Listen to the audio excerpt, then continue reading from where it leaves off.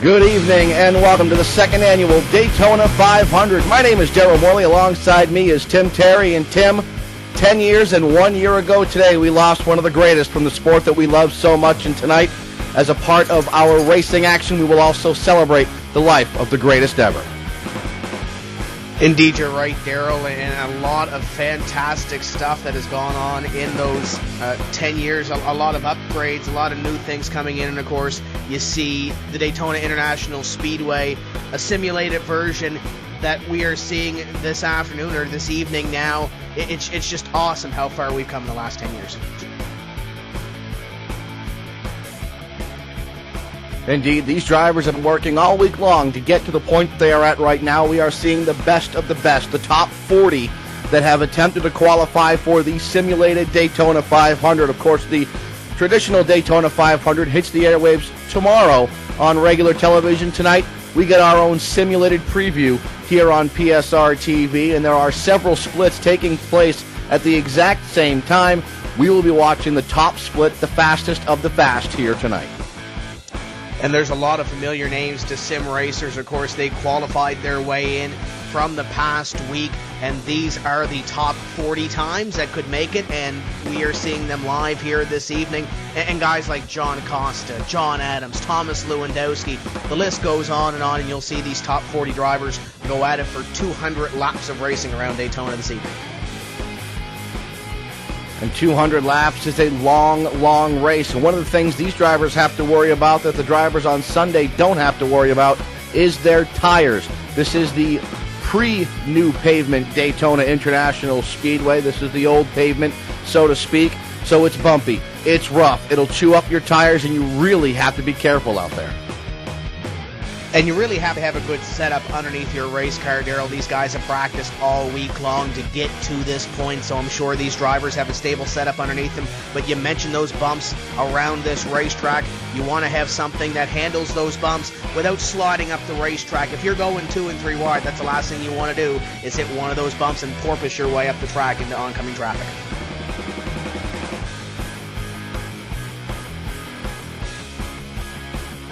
We're going to see if we can hook up booth-to-car communications with one of our in-race reporters, John Costa. This is Daryl with PSR TV. You got me, buddy? I got you loud and clear. John, you're going to roll off from inside of row number 2. What's the strategy looking like for this 200-lapper? Pretty much the strategy is probably going to be just to try to run around. This is a long race, so I'll try to make up my spots early just on the pit stops probably, and just try to get them at the end, really. Just going to ride around for a few. What point is go time? At what point do you decide, okay, it's time to flip that switch and go from ride around mode to balls out mode? It just depends how the race is going to shake out. Probably somewhere around the last or second to last pit stop, probably. How far are you looking between pit stops? How far can you go on fuel when this tire's an issue? Tires aren't really an issue too much unless we go for a long run. I'll probably, for the first stop at least, I'm going to try to stay out as long as possible, try to avoid some of the early wrecks. Probably the same thing I did last year.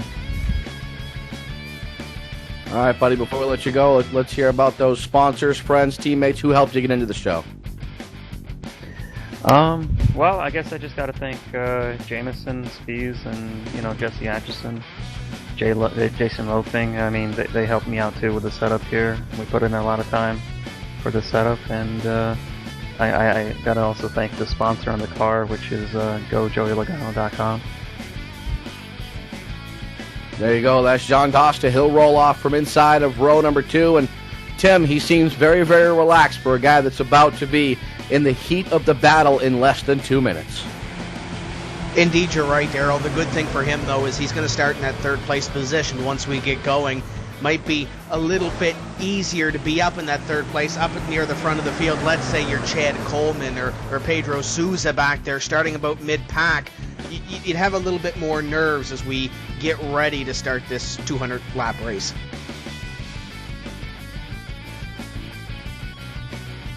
Just a little bit over 1 minute to go until this final practice is over, and these drivers were given an additional practice, try to get get their setups tweaked a little bit, perhaps get some time out there running with the drivers in the split that they're going to find themselves in. Arthur Lucas was our quickest qualifier. He clocked in, get this, Tim, at a 47.097. James Curtis outside of him, a 47.098. We're talking less than the blink of an eye between first and second place. In fact, a fraction of a blink of an eye. And all these 40 drivers that you see here on the racetrack are all within 0.2 of a second of each other when it comes to the qualifying session. So in order to get into this top split race, you had to have a lightning quick lap around the Daytona International Speedway. As these guys quickly wrap up the warm-up session, it looks like car number 8 of Ian Smythe is on top of the list with a 46.665. Parker Hammond's in second place. So these guys are getting it done in the draft as well as on the racetrack for qualifying.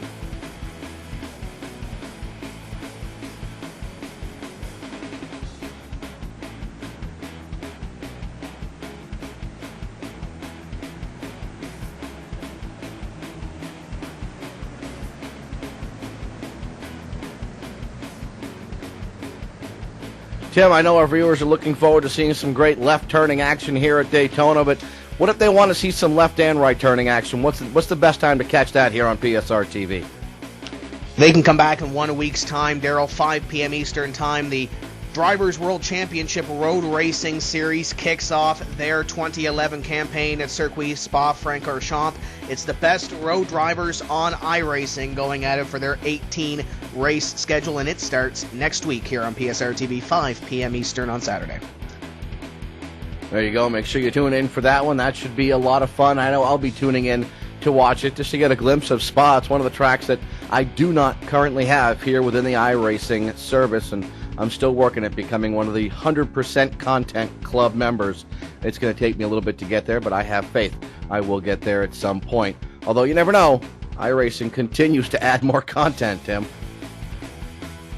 Indeed they do, and Spa-Francorchamps definitely an awesome racing track, and if you don't have it, you'll want to be here next week on PSR TV, and it looks like these guys, final couple of cars being called to the grid. We're getting ready to see some awesome left-hand turn racing.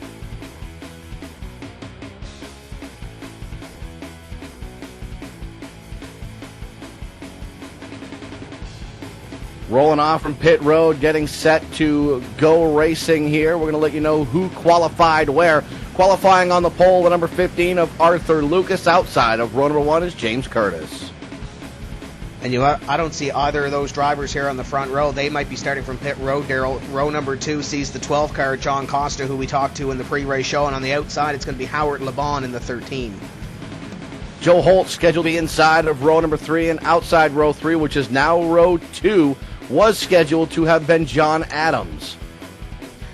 Anderson Pays in the 21, scheduled to start in 7th place, and scheduled to start in 8th place, the number 1, a Thomas Lewandowski. Eugene Mosgana was scheduled to start 9th and scheduled to start 10th, Dylan Sharman. Next up on the list is the 35 of Jim Orlando and the 28 of Joel Edrick, and scheduled to start at least in 12th. 13th qualifier, Matthias Yatoit, and outside of him, Ian D. Smythe. Familiar name in the iRacing simulation is Chad Coleman in the number 9, and next up on the list is Chris Moss in the number 19. Joshua Christman was scheduled to start 17th and 18th, Pedro Sousa. Driving 33 is William Halliburton, and your next position, 25, Dave Langman. One of my favorite drivers, Mitchell Hunt, will start 21st or qualified 21st, and qualifying 22nd, Chris Overland.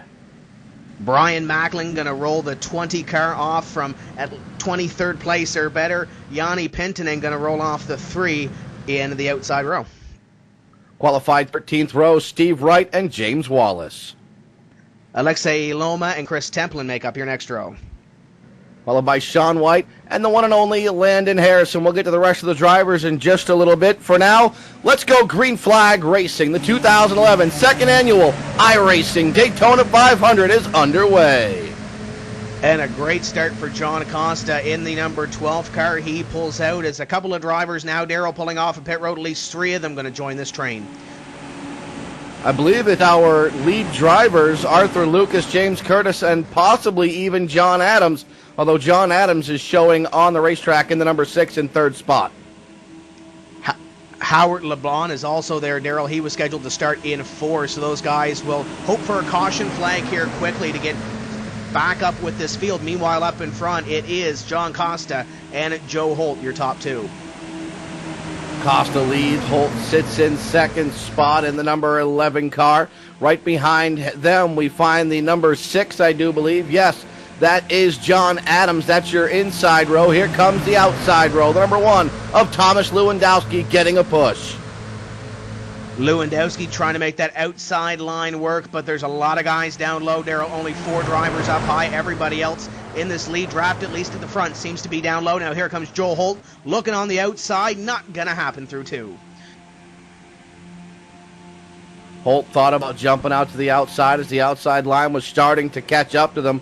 Holt now drops back in behind Jean Costa. Costa is your race leader, followed by Holt. Then it's Adams side by side with Lewandowski. You mentioned in the pre-race, Daryl, lots of time to ride around this Daytona International Speedway. Get to lap 160, get to lap 150, and then battle it out for the win. You have to get to the end in order to have the opportunity to win this race. Your top 3 show on the low line: Costa, Holt, and Adams. They'll enter turn number 1 up onto the banking here at Daytona International Speedway. Still, your top 3 remains the way it is as this high line tries to form up. They're trying to form up a nice, strong high line, and I don't know how successful they're going to be here in the early going, but you've got to give them credit, Tim. At least they're trying. Indeed they are, Daryl. Got to try it early to make sure that it will work once we come down to lap 198, 199 down to the end of this race. Joe Holt seems to be popping that nose out every lap or so on the outside line, looking for that high line possibly to get up to him, but not going to happen as they come across to complete lap 3. You can see just how rough this racetrack is as these cars bouncing all over this racetrack. It's the old configuration, pre-paving or pre-repaving, we should say, of Daytona International Speedway, and these drivers doing a masterful job controlling their cars. A lot of us, myself included, have a hard time making a lap here. You ride on board with the number 5 on the outside line. He's about to be 3 wide back there. That's Mozganoff, and he was almost 3 wide, Daryl, as the driver right behind him trying to make it 3 wide. I don't think that's a wise move this early. I don't think it's a wise move this early, but it is a pretty darn exciting one, if I do say so myself, and we always like to see them 3 wide here at Daytona. When they go 3 wide, it's no longer Daytona. It's close your eyes and pray-tona. Up on the high side, John Adams popped out in that number 6 car, but it looks like he's going to lose position at number 3 to the 21 car of Anderson Pays as he goes down low looking for the position. John Adams up high, and the X-Lander Designs machine looking to possibly take away the lead. The high line, though, going to fall back to position number 4. A lot of drivers that have qualified for this particular event, whether it be this split or other splits, running special tribute schemes to the one and only Dale Earnhardt Sr. Of course, if you're a racing fan, you know what this weekend marks. It's the 10th anniversary of the day we lost one of the greatest ever to put a steering wheel between his hands. And a lot of these drivers, both in this split and in all of the other splits combined, are running special tribute schemes for the one and only Dale Earnhardt. As these guys work down into corners number 1 and 2, you look at Joe Holt in that number 11 car. This isn't just the Daytona scheme that he runs. Joe Holt runs this scheme throughout all his races on iRacing. I know his truck looks strikingly similar to this Cup car that he is running right now. So the number 11 of Joe Holt, one of those drivers that's showing the Earnhardt colors. Another driver showing somewhat Earnhardt colors, the number 1 machine. That's Thomas Lewandowski, the old school Earnhardt colors, the blue and yellow Wrangler colors on the number 1 of Thomas Lewandowski. Beautifully redone, and the last time a Wrangler car won here at Daytona, it was the number 3, and it was the younger of the Earnhardt, Dale Earnhardt Jr., that took home the win last year in the July race with it. And they're taking a look on that outside line now, Daryl. Looks like the low line has kind of fizzled a little bit. Those guys in the high line tucked up tight together. And now John Adams up to 2nd place. Joe Holt on the inside. They go side by side, and Adams will get a run down this back straightaway to possibly pull up to John Costa.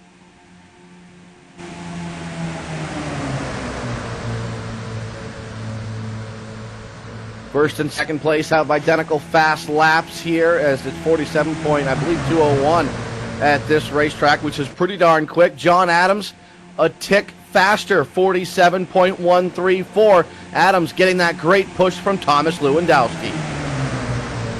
And the 5 behind them, Amazganov pushing them. It looks like we have about an even amount of cars in the high line as we do on the low side in this lead draft, but it continues to be Jean Costa leading this field around with Joe Holt in second place. Those two drivers I don't think have left the two positions there for a fair while on that low side. John Adams trying to pull that high line up to first.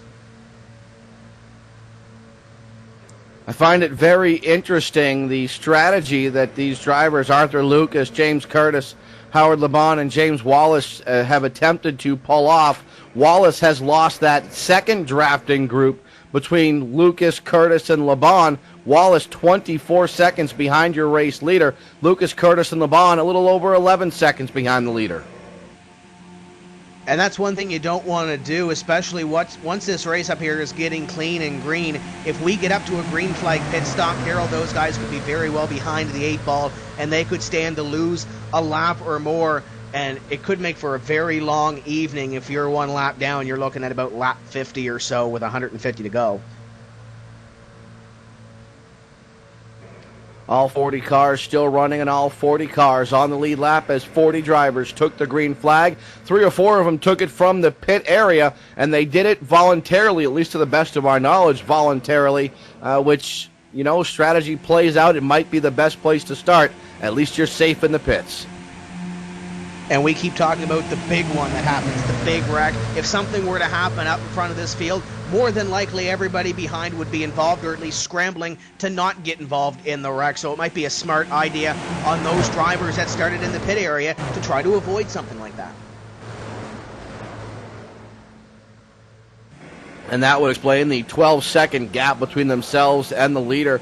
Give yourself plenty of time to make an adjustment should something happen on the racetrack. Now, if nothing happens on the racetrack, you have rolled the dice and you've come up snake eyes, and that strategy, that gamble will not pay off. If something happens, you can avoid it. Maybe a whole bunch of other people are not so lucky. A lot of other people get involved in these things, and it usually happens around the middle to the front portion of these packs that something all breaks loose and all hell hits the fan. Looking at the second pack right now, trying to catch the main pack. That's Chris Overland, Landon Harrison, Kevin Bradshaw, the likes back there, I do believe that is. Landon Harrison's one of those names that we haven't talked about. Darrell possibly could be a sleeper to get into this event. He was one of the lower qualified drivers in this race. I believe he started back around the 30th position.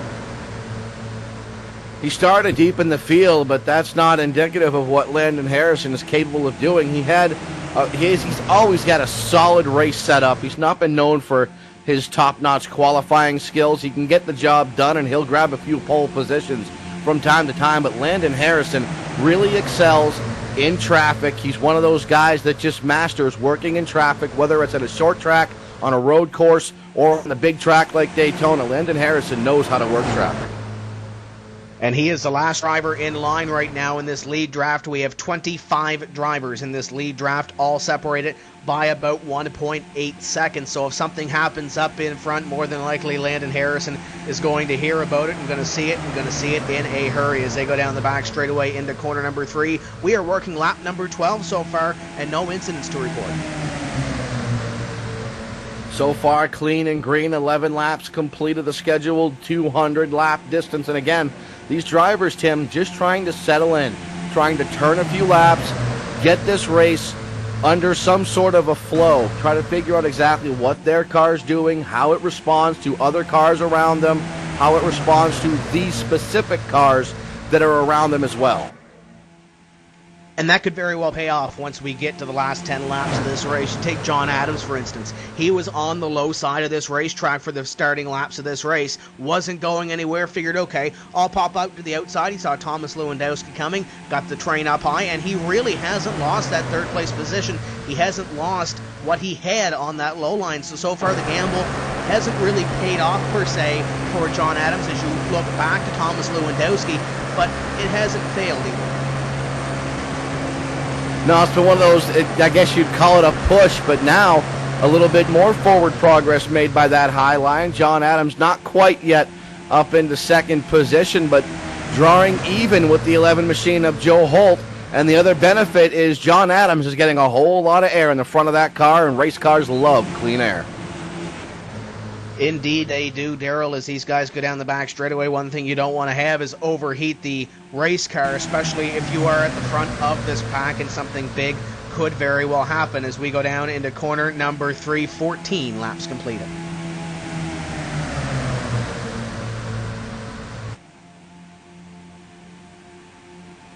Couple of drivers starting to mix it up just a little bit here at Daytona. The number 35 of Jim Orlando involved in that little bit dicey moves as Orlando tries to peak to the high side. They're thinking about making it 3 wide here, Tim.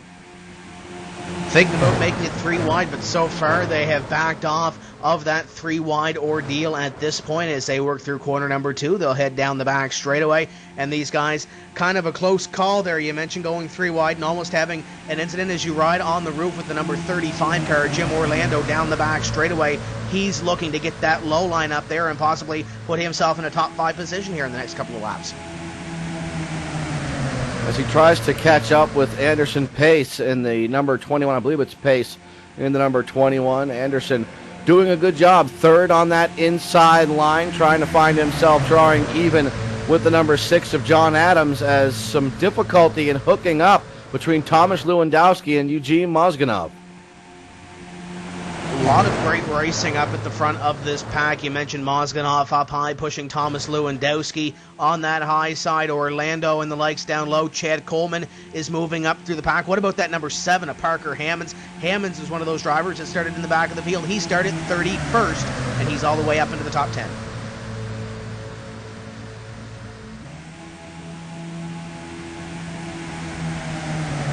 Starting to wonder if Mozganov is starting to overheat just a little bit. I see him very frequently poking that nose into the inside and then to the outside again.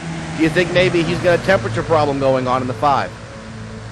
He might very well have some sort of a problem at this point on lap number 17. It's one thing you really don't want to have, especially this early in the race. You look at motor failures, you look at overheating problems. Maybe around lap 150, we might see an engine expire or two, but right now, running early in the race, that's one thing you really don't want to have, especially on lap number 17. Yeah, very early to be having temperature issues. That might be why he's dropping back and trying to peek that nose out. No temperature problems for John Costa, however. He continues to lead this race, led it since the drop of the initial green flag. I wouldn't predict a flag-to-flag win for John Costa, but if anybody can pull it off, well, he's the only one right now. Very well good, as John Costa's led this race since the drop of the green flag, but there's a lot of hungry competition behind him.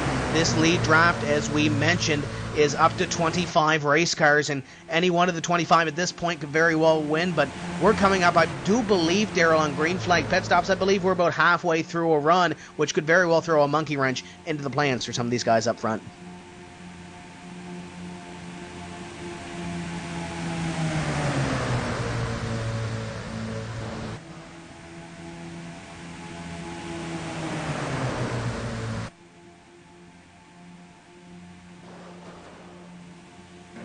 Adams shuffled to the high side, 3 wide, as John Adams gets shuffled to the back of the pack in the Simboot sponsored ride. Adams looking like he might need a little bit more cover, as he usually drives a camouflage painted up car. This one stands out just a little bit more than the usual camo does, Tim. Indeed it does, as he goes to the back of this top line. It was 5 cars, it still is 5 cars, only the 6 is at the back instead of the front, which will put him just outside the top 10, I do believe, right behind Parker Hammonds, as now Thomas Lewandowski tries to bring that train up to the front of the field. Front of the field starting to get a little bit more dicey, more slicey, as here comes Thomas Lewandowski on the high side. He's getting a much better push from the number 5 of Eugene Mozganov. Mozganov all over that back bumper, peeks the nose out yet again. I think he's got some temperature issues going on, Tim, in the 5. He might very well have some issues, but he's trying to get up there and trying to get Lewandowski to the front of this pack. But right now they are settling for position number 3 as Paige down low is battling with Lewandowski up high for position number 3 down the back straightaway as Costa continues to lead this train around Daytona.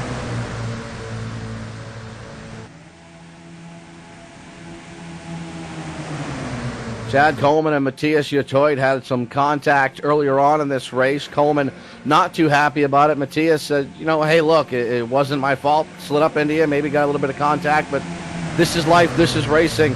Let's just continue on. Chad Coleman doing the best he can to continue on with this lead pack. Didn't lose a lot of spots. Right now, Coleman showing in the 8th spot. And Coleman started in the 15th place position, so he started mid-pack and still currently mid-pack as you run down the back straightaway, riding on board with the number 21, looking back at that number 35 at Jim Orlando down the back straightaway. The low line seems to be tucked up tight together, and that's what you want to do here, Daryl. Get tucked up tight, get some bump drafting going, and that's how you could possibly win a race here at Daytona.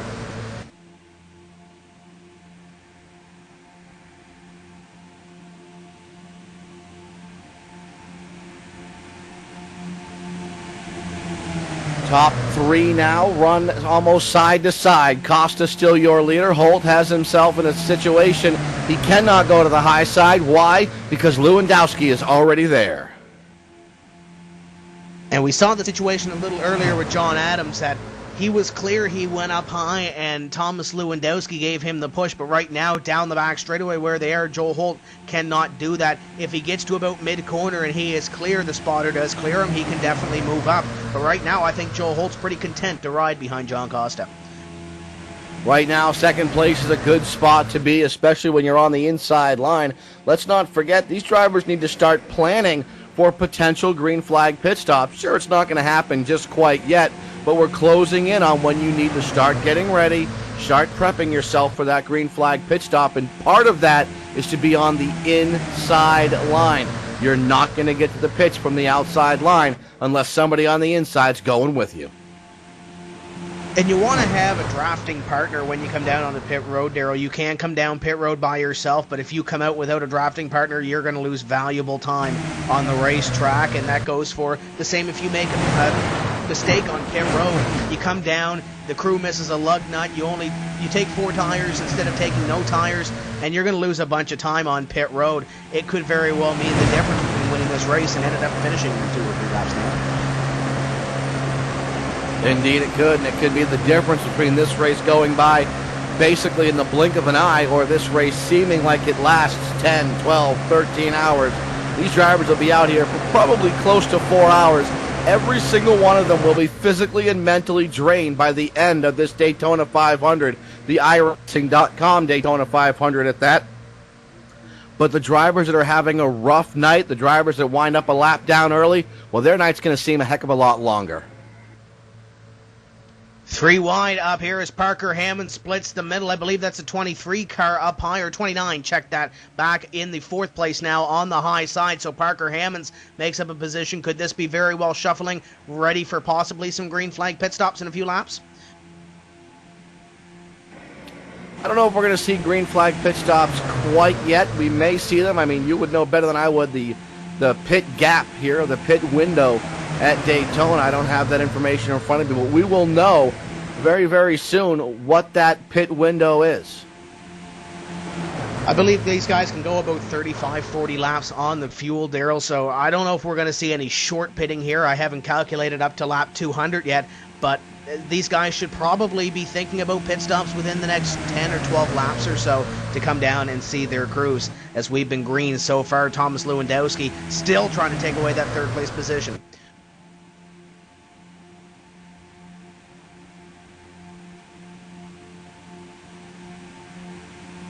Somewhere between 30 and 40 laps is when we expect to see these drivers start to trickle in for green flag pit stops. Between 30 and 35, I think we'll see the majority of them come down for their green flag pit stops, and there should be plenty of action on pit road very, very soon. It's going to become a very, very busy place, and then immediately after those pit stops are complete, it will once again become a ghost town. As you're right on board with the number 5 there, Eugene Mozganov on the high side. Now down low he goes. That's the first time we've seen the 5 move down low, Daryl. He's going to leave Lewandowski up high, and now it's Parker Hammonds behind the number 1. Thomas Lewandowski's in a good spot. He's got Parker Hammonds all over the back bumper, and Hammonds will give him one heck of a push. Parker Hammonds knows what he's doing here at Daytona, so Hammonds now hooked up with Thomas Lewandowski. That should be quite the formidable drafting pair.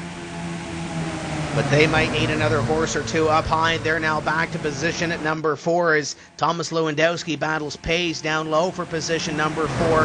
Hammonds, I believe John Adams is still up on the high line as well. Very strong competition up high as we work lap number 27 down the back straightaway. One of the things I'm noticing is right now the inside line a little bit tighter drafting group than the outside line. Just as we say that, the inside line starts to disintegrate a little bit, and the outside line starts to form a little bit tighter drafting pack. The tighter the pack is, the more progress they're going to make, the faster they're going to be as a group. However, also the tighter you are, not only will you go faster, but the potential for destruction is higher.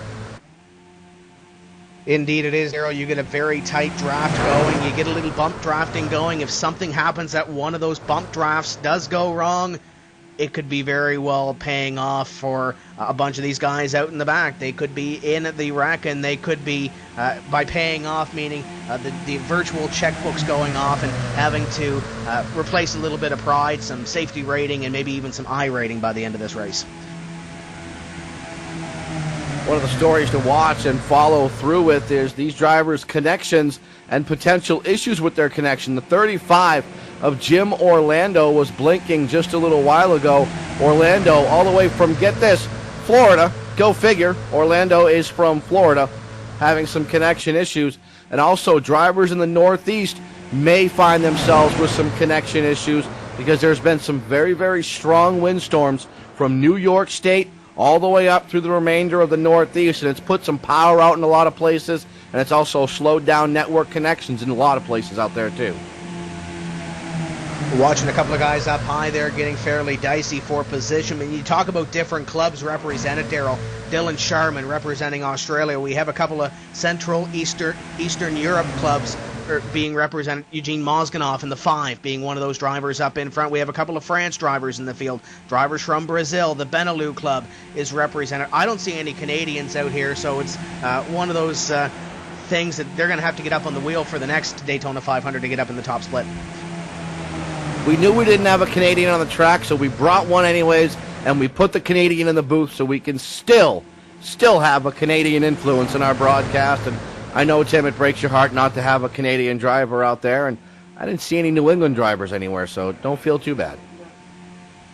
There are a couple of Finnish drivers in here as well. Alexei Iloma is in the field. Jani Penttinen is in the field as well. There's a lot of different clubs being represented here. It's not only a U.S. feel, it's a global, international flavor in this race on the iRacing simulation. If you haven't gone over and checked out iRacing yet, you definitely have to at iRacing.com.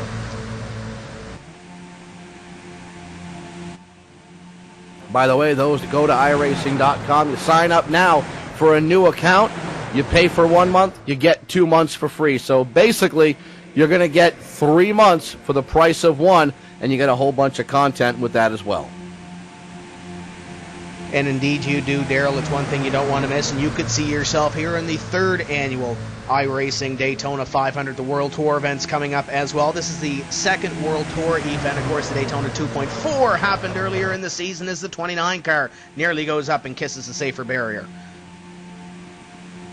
At 29, struggling a little bit in the corners, not quite sure what's going on, or if he just hit a bump wrong and it shot that car upward towards the outside wall. And you know, I've been out here on the racetrack. I've turned a couple of laps. I've tried to make as quick a lap as I could with these cars, the Chevy Impala, and there was just no way. I found myself in the wall more often than not. Let's just say I tested those safer barriers, and they do hold up. Indeed, you're right, Daryl. They're not really for the rookie. You get a couple of laps out here, and you have to tune on your race car. I've taken laps in the Chevrolet Silverado here at Daytona, and I know one of our producers, Matt Racing Kid Thomas, can say that I actually did pretty well in Daytona until I met the safer barrier as well. So these guys out here have tweaked their setups. They spent hours and hours on their race setups to get here to this point to race in the Daytona 500.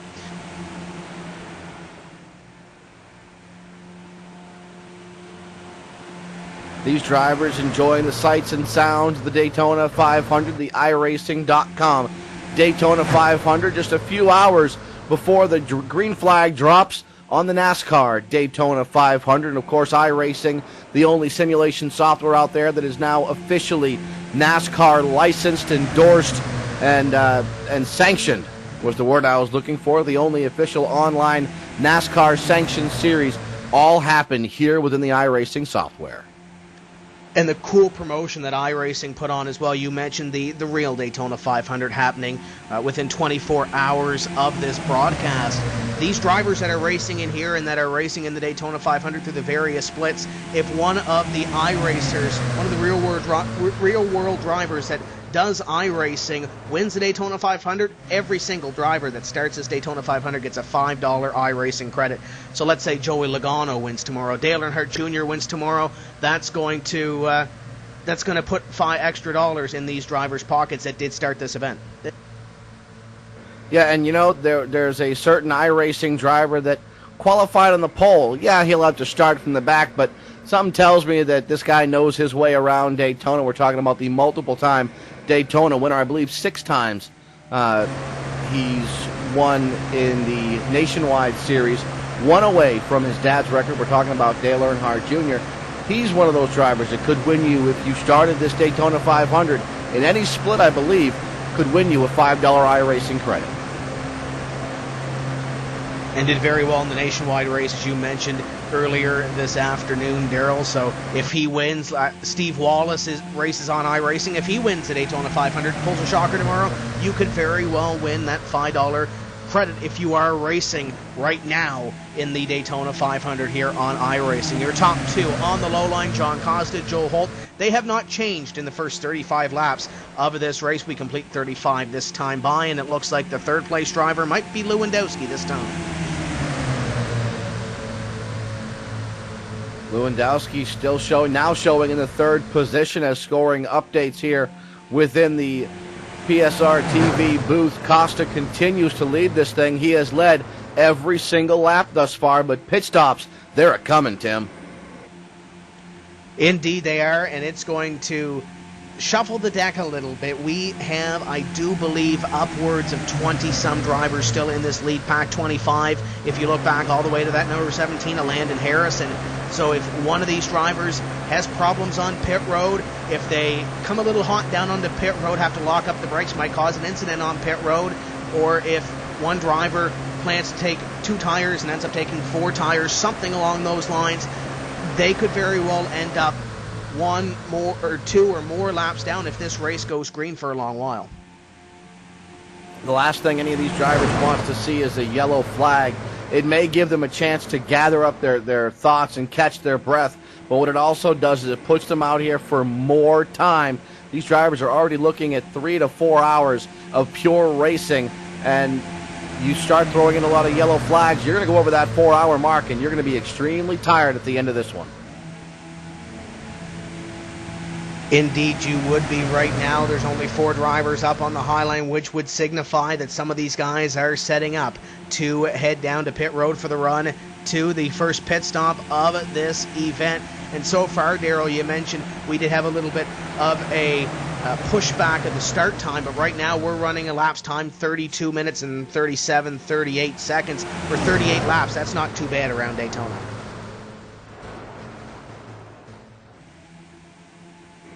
No, it's not bad at all. You're looking at 47-second laps around this place. They are circling this track in the blink of an eye, or almost the blink of an eye, a little bit slower than that, perhaps. But 47 seconds around here is uber quick. Guys throwing the hand out the windows. Mitchell Hunt and I believe Chad Coleman are coming down pit road this time by. So the number 9 might be the first driver to come down onto pit road. Looks like he's going to peel off this time indeed. Chad Coleman coming to the attention of his crew, going to woe it down to 55 miles an hour, and he'll be the first onto pit road.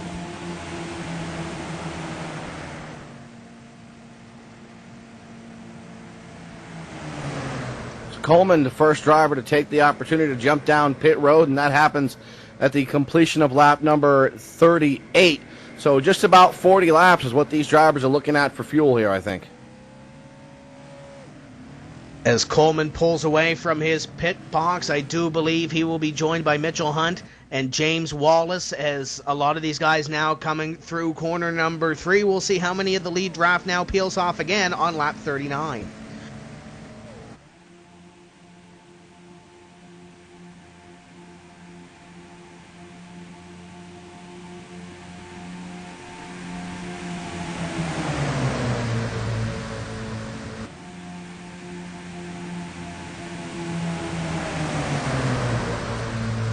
The racing action continues here on the racetrack. Costa continues to lead. If you're Costa, do you wait and go in at the last possible minute, or you go in pretty soon? I think if I'm Costa, I'm waiting to the last possible minute just in case there's that pit yellow that we all dread. And I believe you have to have that mindset if you are in this lead draft, not only if you're John Costa, but if you're mid-pack. Let's say you're Jim Orlando right now, 5th car on the low line. I would say that you would have to have that mindset, as it looks like we got at least one car peeling off this time to come down onto pit road, looking for a number on that one. It might be the number 4 heading down onto pit road. That's Stephen Gilbert, and he's the lonely driver on pit road. That's lonely down there, and we talked about how long this race will last. If this thing goes green flag, we're looking at just about 3 hours, factoring in pit stops and the like. With some yellow flags and with extended yellow flags, we could be looking at 3 to 4 hours. This is a long race. This is a marathon for these drivers, and they have to be in marathon mode. They cannot yet be in sprint mode. And if you mention going green from flag to flag, there's no breathers. You have to come down on pit road and you have to hit your marks every single time you come down to the service and to the attention of your crew. A lot of these guys in the top 15 staying out on the racetrack this time by. So you would have to think with these guys starting to stretch it and the likes of Chad Coleman coming in a little bit early, maybe they're short pitting, or maybe these guys up front are just trying to get every single lap they can out of their fuel.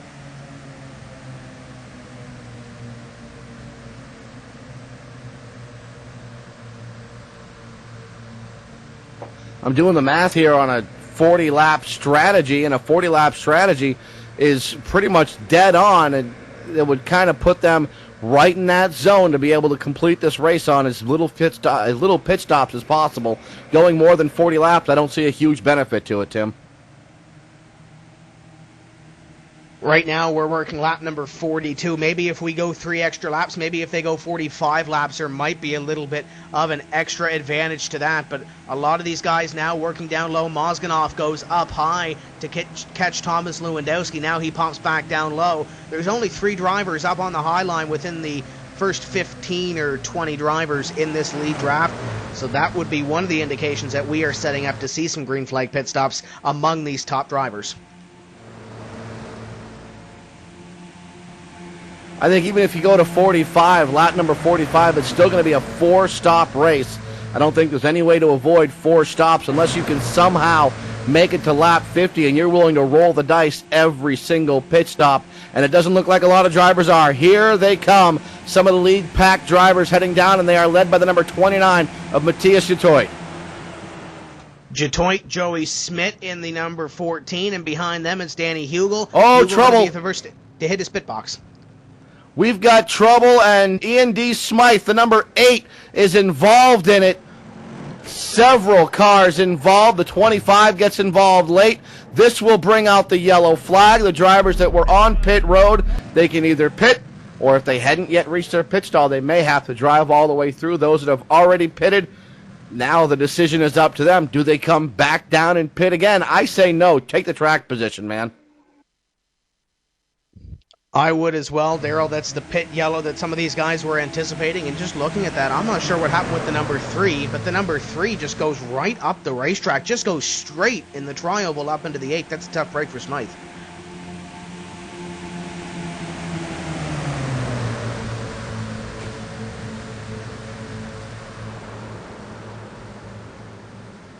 Yeah, I'm trying to figure out what happened with the 3 to bring that 3 up into the 8. Normally I can try to think of some sort of excuse. I don't know.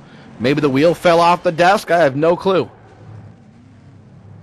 You would think it would have to be something in the steering for something like that to happen, especially in the tri-oval, just going dead straight like that. But nevertheless, it puts us under caution for the first time this evening on lap number, what is now 45, as these guys will catch the pace car down the back straightaway, and they will get to come down and get fuel in their race cars. Some fuel, some tires, some service done perhaps, as some of these drivers experience a little bit of damage, and the last thing you want here at Daytona, the big track, is damage on your race car. And that will hinder your drafting around this racetrack. If you're down on power, if you have something wrong with your race car, it's definitely going to hinder your performance here at the Daytona International Speedway with the super speedway style packs that we are seeing here this afternoon, this evening, as the pit lane will be open this time, I do believe, and it will be open for John Costa, and here he comes.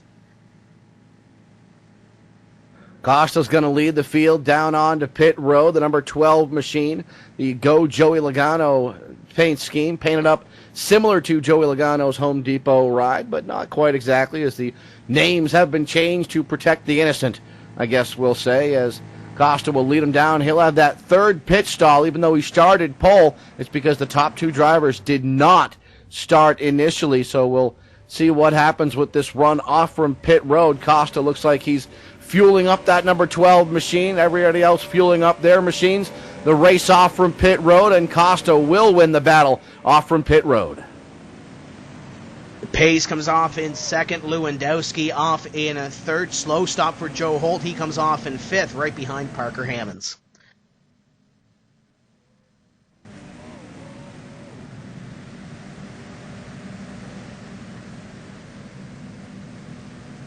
We'll go ahead. We'll take a quick break. We're going to come back. We'll bring you back with more of the iRacing top split for the Daytona 500. This is PSR TV.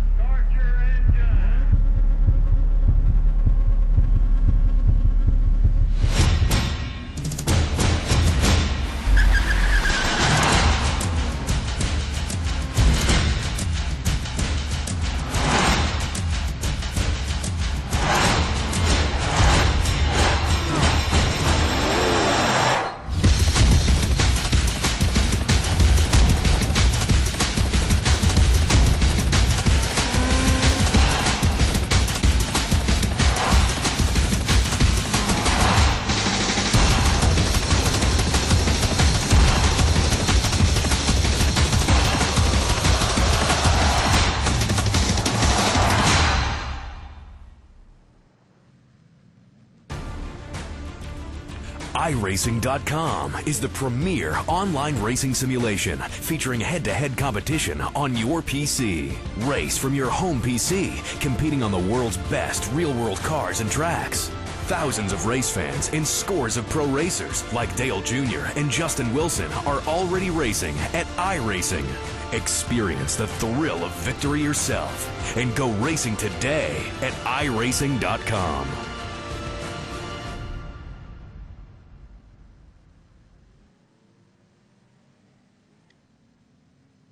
Welcome back to Daytona International Speedway and the second annual iRacing Daytona 500, the second event on the iRacing World Tour schedule in 2011, and our first caution on lap number 43 puts us behind the pace car on lap number 46, Daryl, and some of these drivers that came down pit road just as that caution flag was flying find themselves behind the 8-ball at the rear of the field, and for some people, one lap down.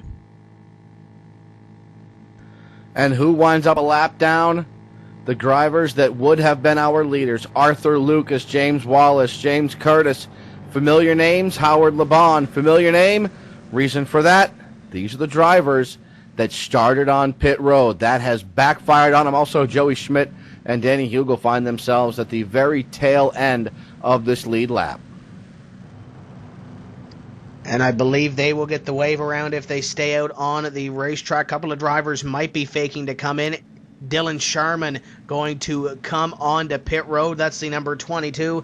That's the driver representing the Australia and New Zealand club. And he does a lot of iRacing on the simulation, not only on the ovals. He does some road racing as well. I know for covering the Tour Modifieds for InRacingNews.com, he does a lot of Tour Modified racing as well, does Dylan Sharman, as he comes down pit road. It looks like he'll start tail on this start. You know, you mentioned the Tour Modifieds, and that reminds me of all the different vehicles that are available for our iRacing members to utilize here, the Tour Modifieds being one of them. My favorite being the late model. I absolutely love the late model. The street stock is an absolute blast. I don't think there's any vehicle here within iRacing that I can honestly say I don't like. There are vehicles that I can't drive. I can't get a few laps or more than a few laps in with the Silver Crown car, although since I got my sim boots, I'm a little bit better with the Silver Crown car, but it's still a tough nut to crack, and a lot of these cars are very, very difficult to drive.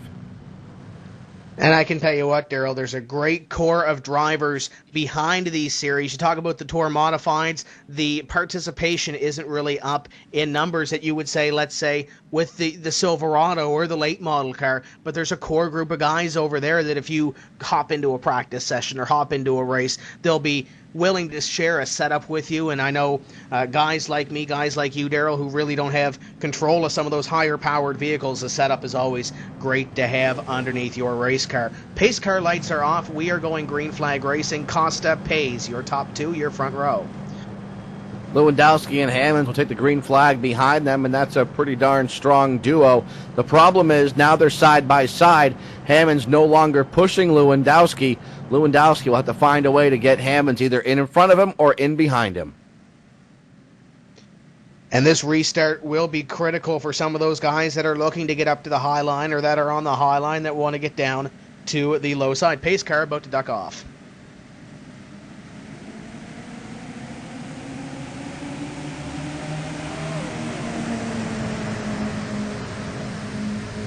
Green flag flies. We are back underway, and it looks like Hammonds will drop in line behind Lewandowski.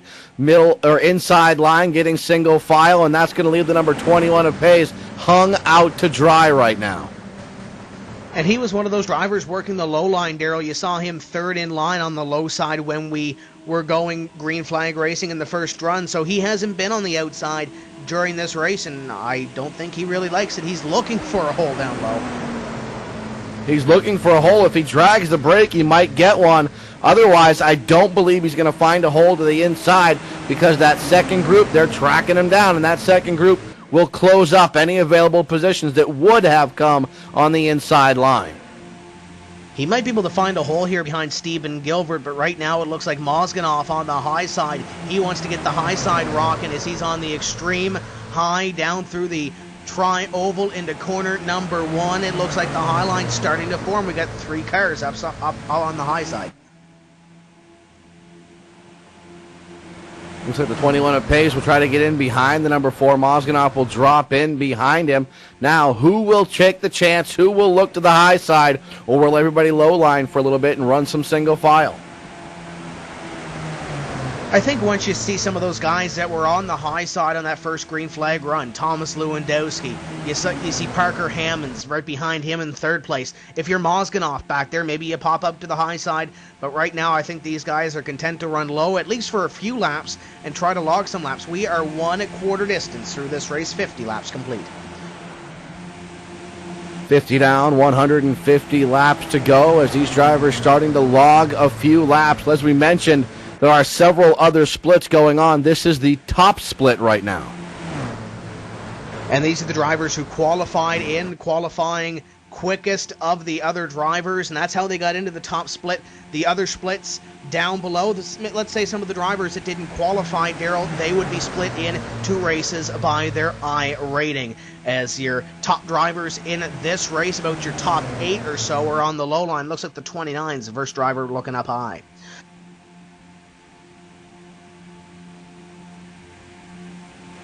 Mozganoff will every now and then take a peek to the high side as well on the number 5 machine, and I think he's just waiting for a high side to form, and I think he would love to lead that high side, and that may alleviate the temperature problems we were seeing earlier with him. And we saw a lot of guys up there running on the high side that are up in this first pack. But looking back here, John Adams was one of those drivers running on the high side, Daryl. He's in a second pack back here, and these guys are getting racy back here around 25th place.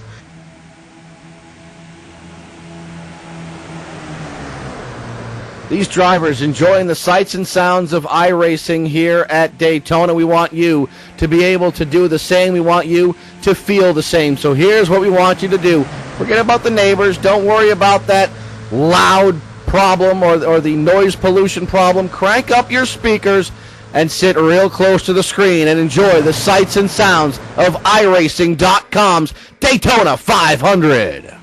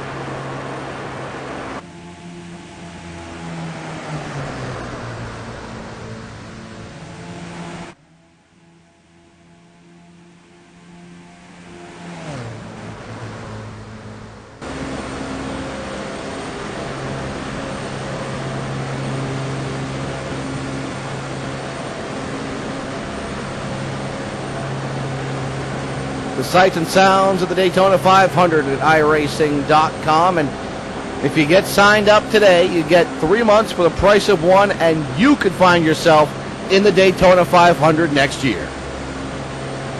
Indeed, you're right, Daryl. And looking at the World Tour schedule, I believe the next event is the Icebreaker at Thompson. And correct me if I'm wrong, I believe it might be with the Street Stock car. So you want to head over to iRacing, sign up for the buy 1 month, get 2 free, get the 3 months, and take part in the Icebreaker.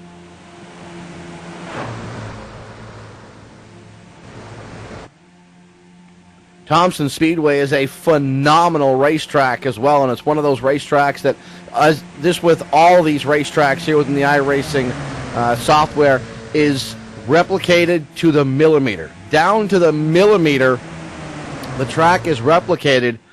If there was a gouge in the track when they scanned it from the week before, that gouge lives forever here within the iRacing software. Whoa, little wiggle from the number 7 of Parker Hammonds on that low line in third place. And you look at Daytona International Speedway, Daryl, the bumps is a perfect example of down to the millimeter scanning of these racetracks from iRacing. And a lot of these guys flirting with some of the bumps, and a lot of these guys, especially in the last couple of laps, flirting with that yellow line down near the apron. Now, they're allowed to go underneath that yellow line. The only stipulation is they cannot advance their position underneath that yellow line. They can drive down there all they want. Not a lot of banking down there. It doesn't make a lot of sense to go down there, but they can go underneath that yellow line all they want, provided they do not advance their position. And with these race cars and how they're set up and with the bumps, it's probably not wise to go down there in the corner. You talked about not a whole lot of banking. You go from the 33 degrees of banking down to the apron. It could very well upset your race car. We saw it with Parker Hammonds a couple of laps ago as he went through the tri-oval and got his left wheels on that groove change. So watch some of those drivers as they try to be aggressive. Probably in the last 20 laps of the race, you might see something like that happen. You look out the rear bumper of Anderson Pace, looking back at the number 5 machine of Eugene Mozganov. Mozganov, one of our Soviet drivers. You can see the hammer and sickle on the hood of Mozganov's number 5 machine as they head down this front stretch towards the tri-oval here at Daytona. The tri-oval that was put in because there was no other way to make it 2.5 miles, and Mr. France wanted it 2.5 miles.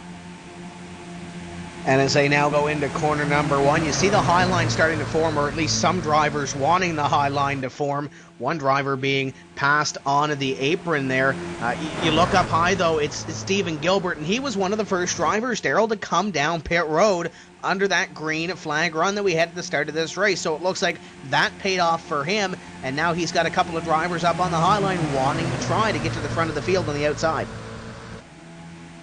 And this is what these drivers needed. They needed to see somebody start to make that high side work, and that's exactly what they're seeing. They've seen it earlier on in the run with this recent yellow flag. Now they're going to start to see some more drivers trickle to the high side, and you'll see some more drivers, maybe from 4th or 5th position, jump to the high side and help that high line out again.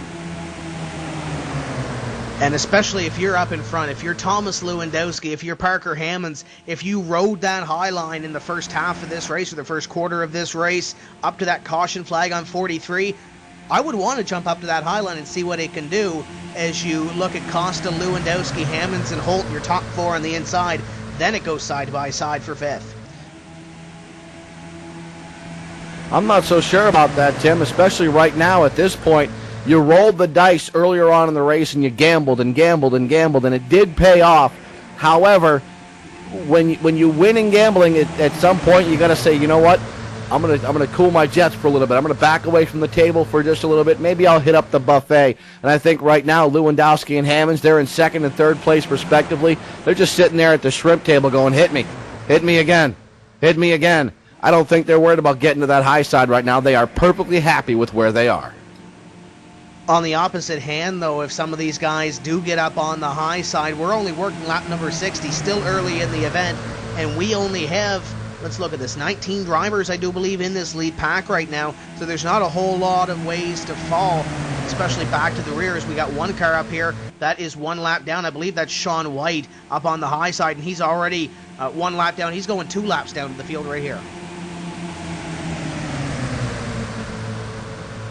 That's going to make for a very, very long evening for him as he goes his 2nd lap down. Costa has had a nice evening thus far. He's led all the green flag laps. He's failed to lead a couple laps under yellow flag conditions, but other than that, it's been Jean Costa and the Jean Costa show. You've got to wonder how long this domination can go on. I think right now there's 2 things that are keeping Jean Costa in the front of this field. First and foremost is, Lewandowski down through the grass. This could be bad. Right up in front of Mozganov, and we are stacking them up. Oh, we have at least a dozen cars involved. The 35 Hardlick, the 29 Hardlick back into the 1, and the 1 heavily smoking. Thomas Lewandowski, tough break for the NASCAR iRacing Series World Championship driver. And it looks like he just, when he went down there, he came right back up, and he gets into Mozganov, I believe it is. So about the 8th place on back are going to have damage from this one unless they somehow dodged a major bullet.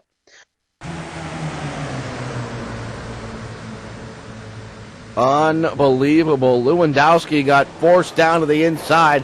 Possibly some contact between Lewandowski and Hammonds. Lewandowski just never lifted, or he was off the gas and on the binders, but it looked like he never lifted, never lost any speed, and came right back up onto the racetrack. And as you see the replay, you might want to ride on board with the number 7 of Parker Hammonds. It looks like the bump draft. We keep talking about the bump draft, Daryl. It doesn't look like it was totally 100% square between the 7 and the 1.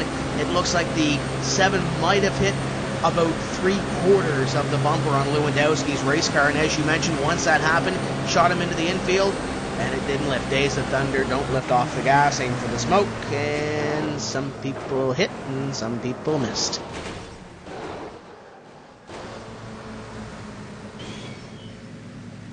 You know, I'm watching the in-car from Lewandowski, and Lewandowski never lifted either, guys. It's just hammer down all the way around, and Lewandowski winds up involved in this one and heavily involved in this one. Tim, I'm not sure why Lewandowski didn't lift, though. I'm not sure. That's definitely going to end his night as we got pit stops happening on the racetrack. Hammond's into his box, and it looks like he is going to get fuel in that number 7 car. We'll see where he shakes out, and we'll see what the leader does, John Costa. John Costa's led a majority of this race so far as he stops in this box. You know, and he may have been off the throttle, but he wasn't pumping the brake all that hard, and he'll wind up on pit road with some repairs to make, as will several other cars, and this is going to make for a very interesting, to say the least, remainder of this Daytona 500. We got one guy doing donuts here in the middle of pit road, Daryl. That's Ian Smythe in the number 8. I believe he might have been spun out about halfway down pit road. Almost gets hit again coming down onto pit road there on the right side of pit road. So Smythe having a tough entry into pit road, and he's already got a crinkle in the back end of that race car.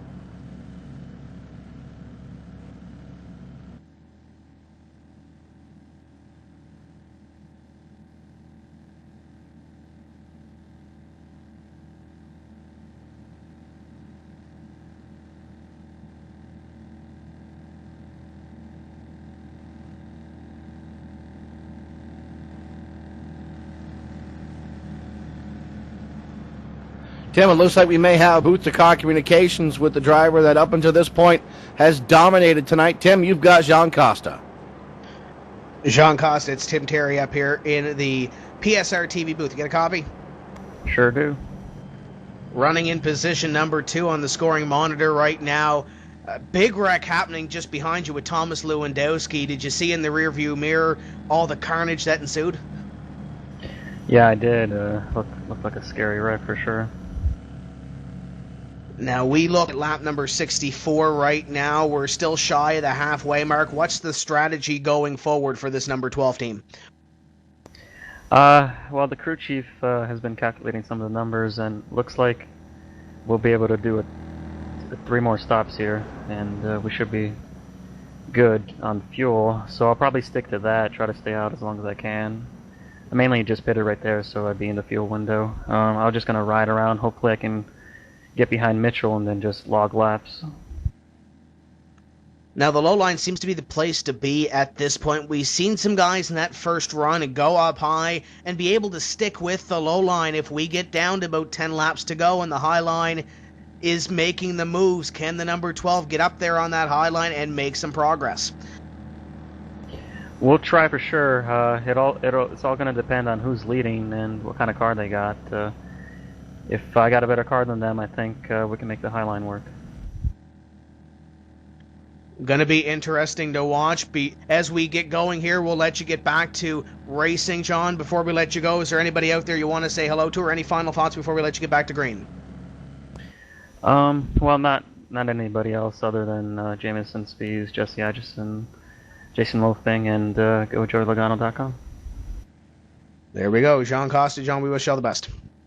Thank you.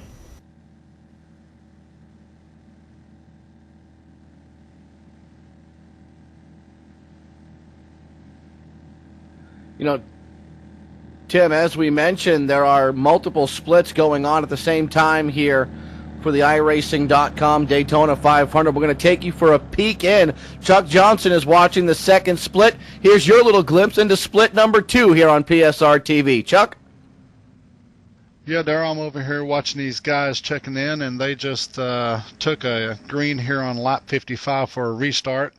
Dave Swindell has jumped out to the lead, and he is followed closely by Danny Hansen, Marco Pettitin, Garrett Pregster, Rich Savage, Joseph R. Smith, Joe Thompson, Dustin Lingert, Kenny Hump, and Ricky Harden round out your top 10. So far, this restart has been pretty clean. They're trying to pair up a couple here at the front. Looks like these guys are keeping on pace with the first split there anyway, about the same laps. I can't see exactly how many cautions they've had so far, but these guys seem to be having a pretty good race of their own here, and it looks like they've only lost 2 cars so far. Maybe we can add 4 to that from whatever that last caution was, but these guys seem to be having a pretty good split of their own tonight. Thanks, Chuck. We'll check in with you a little bit later on for perhaps some more splits and some more information throughout the course of this Daytona 500. Tim, many, many races going on all at the same time, and if I say many, many more times, I'll sound like the guy from Police Academy.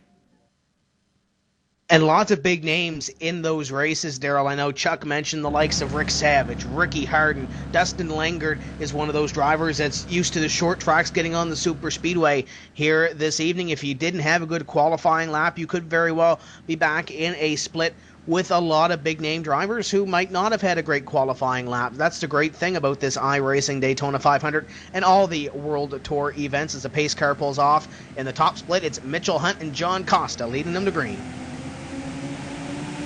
Green flag flies. Costa will try to drop in line right in front of Hammonds, and he does. So Costa does exactly what he said he was going to do, try to drop in line and get behind Mitchell and follow him around and log some laps here in split number 1.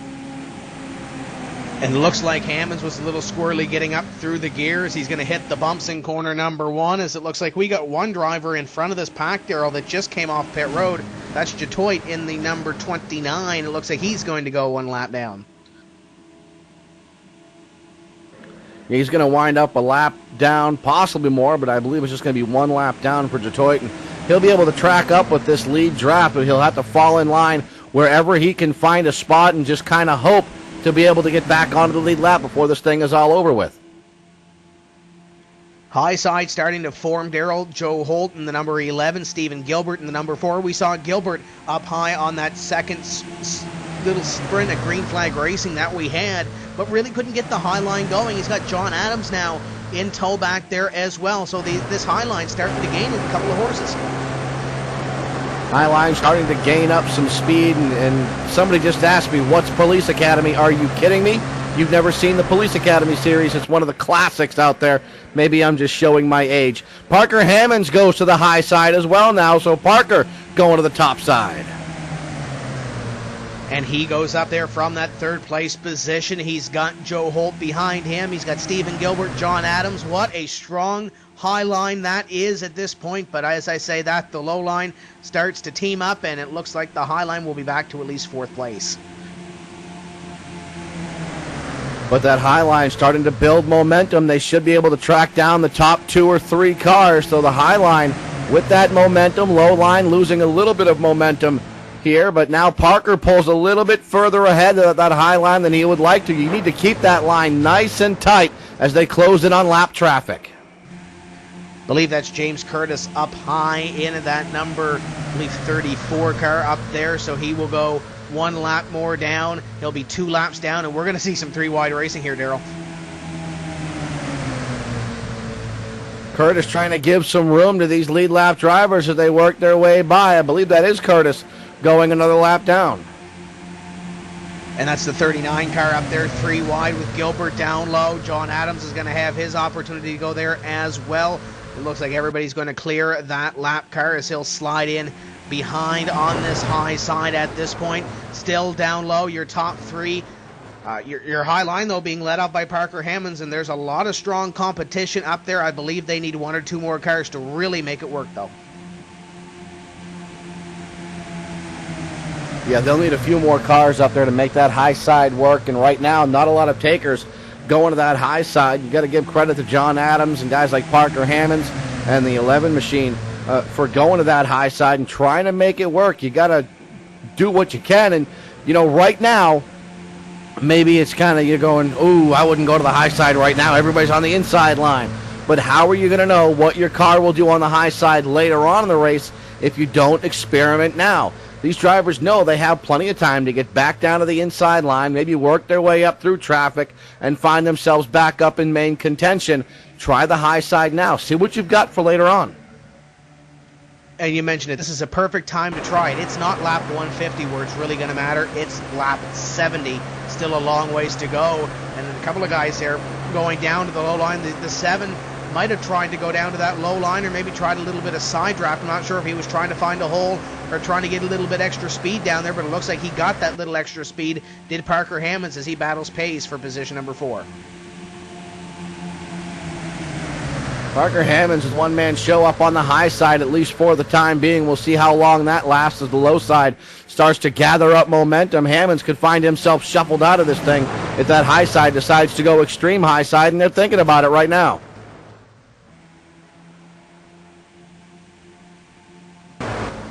Down the back straightaway they go. Guys are slicing and dicing for position. The top 3 on that low line, 21 and 7, is the battle for position number 3 as they go into corner number 3. Right now, the 7 looking to get up there to Langman in that number 25.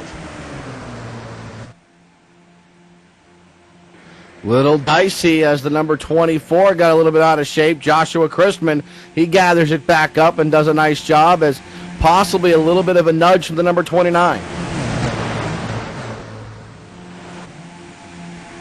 Trying to get a little nudge there to get up and get some extra positions here. You mentioned, Daryl, that every position critical, but right now, if you experiment, try to draft with some new drivers, it might not be all too bad at this point. 29 back there, though, in this lead draft. I believe he's 1 lap down, Daryl. He's trying to push to the front to try to get that lap back, but boy, oh boy, being a little bit aggressive at this point.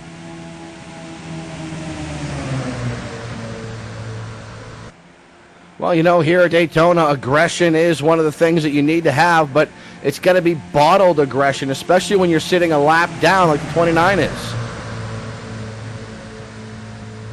And he wants to get up there. He wants to get back on the lead lap. We're on lap number 73 right now. I'd rather be on the lead lap by lap 100 than still trying to fight to get that lap back if we're past the halfway mark in, let's say, 30 laps or so.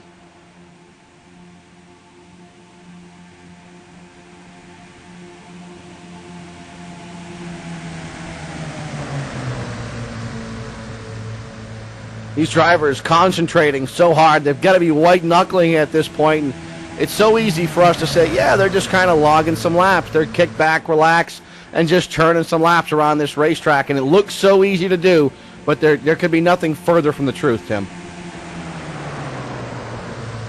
It does take a lot of concentration to run around this racetrack as the 27 and the 4 almost make contact. That's Steve Wright and Steve Gilbert up there. The 4 goes down to the low side. And you talk about concentration. You got to listen to your spotter. You got to make sure that there is a hole down low. The 4 just went down low. You got to make sure that that hole is there and make sure you don't make any contact with anybody else. It's all about concentration. It's all about knowing where you are on the racetrack.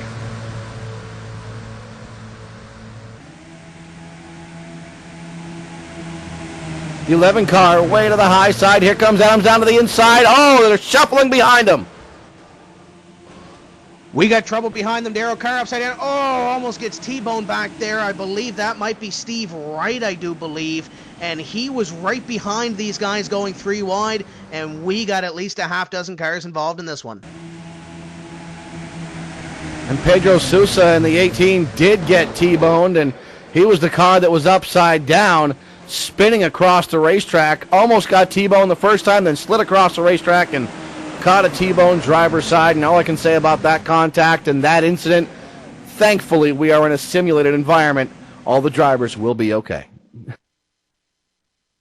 Indeed they will be, but I'm sure the pride will be wounded, and of course the I rating and the safety rating is in effect for this race as well. There's a lot of 4Xs from that incident going on there, Daryl.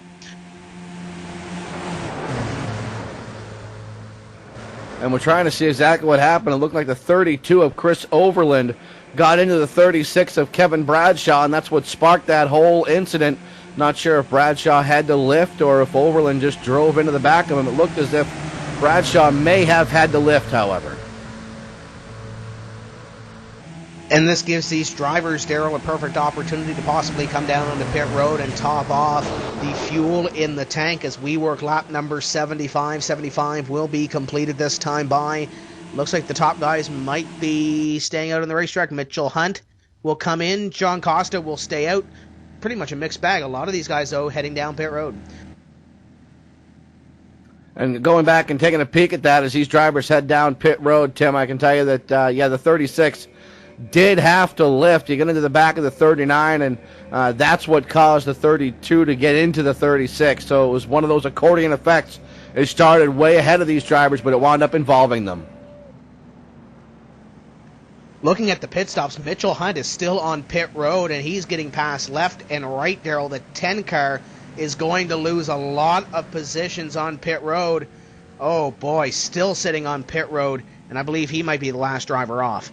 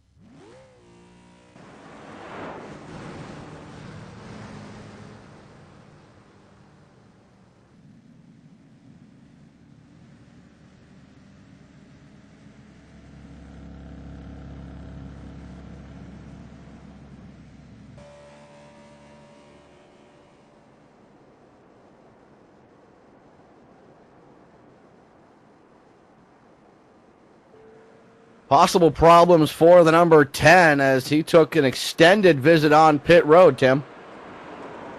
Indeed, he did, Daryl. Just pulled off of pit road, and a lot of these guys, you talk about a 4-hour race, he might have had to go to the bathroom possibly to get out of the race car or get out of his cockpit and run down the hallway.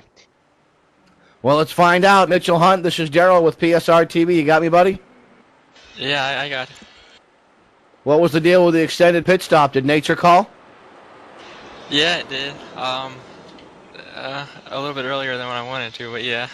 That and I kind of had to use this reset that we had. I kind of got some damage on that previous caution.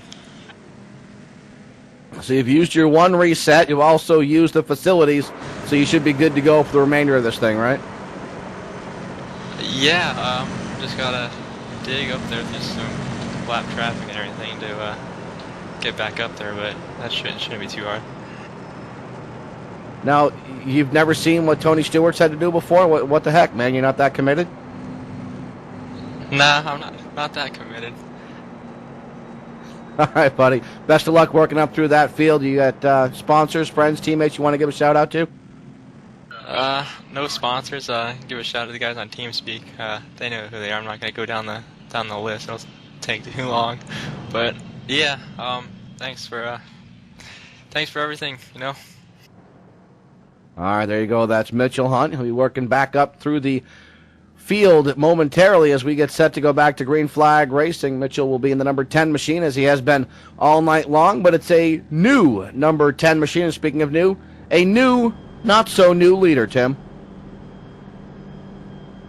And that's John Costa in the number 12. Looking back here, though, you talk about drivers with one reset, Daryl. Thomas Lewandowski in the number 1 is all the way back up to position number 5 with his brand new race car. It's got a little crinkle on the rear end, but that shouldn't hinder the process or progress of that number 1 of Lewandowski. It's Costa, Pays, Adam, Moss, and Lewandowski, your top 5. And look, Parker Hammonds is back behind Lewandowski for 5th.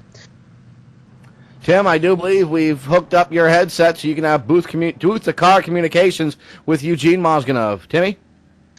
Let's see if we can get a hold of Eugene Mozganov running in 16th place. Eugene, you got a copy?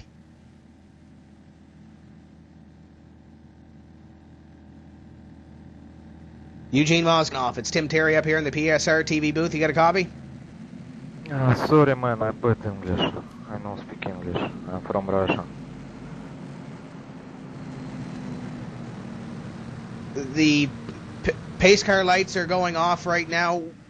What do you have to do to get to the front of the field? Peace. Туалет.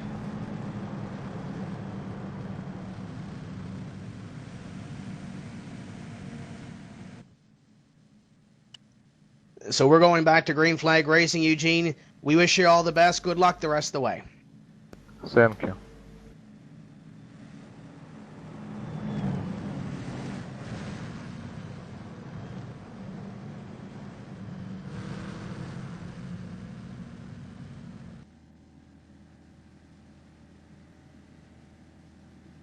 So Jean Costa continues to lead. Anderson Pace sits in second. John Adams is third. Fourth is Chris Moss. Fifth is Thomas Lewandowski. Sixth belongs to Parker Hammonds. Then it's Kevin Bradshaw, Brian Macklin, Stephen Gilbert, and Joshua Crispin, your top 10. And looking back 11th through 20th, you have Joe Holt, Dave Langman, Alexei Loma, William Halliburton, Eugene Mozganov, Danny Hugel, Alex Kahn, Christopher Smith, Mitchell Hunt, and Ian Smythe. A lot of strong guys here running mid-pack, Darrell.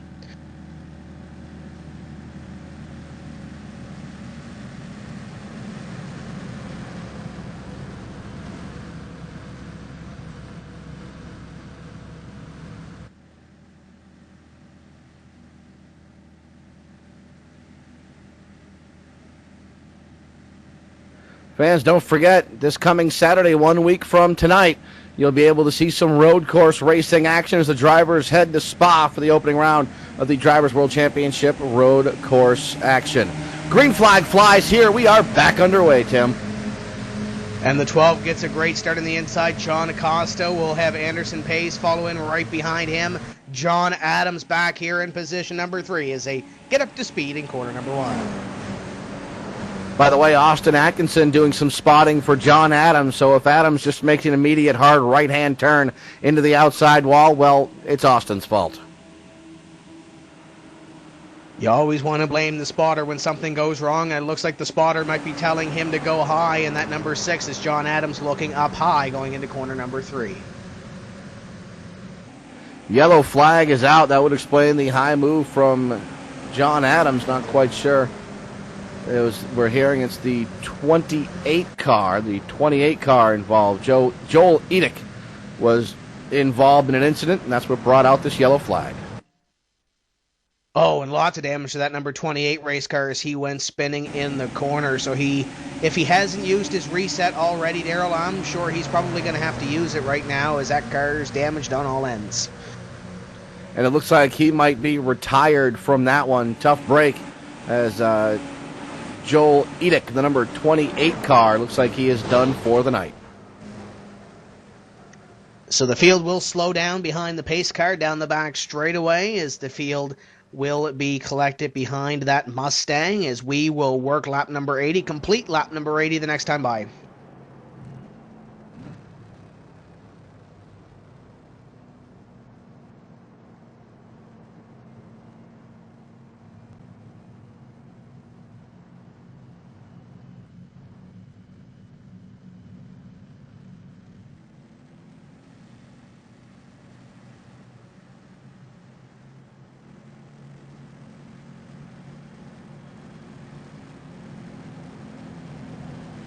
Let's go ahead and take a live peek in on that second split again.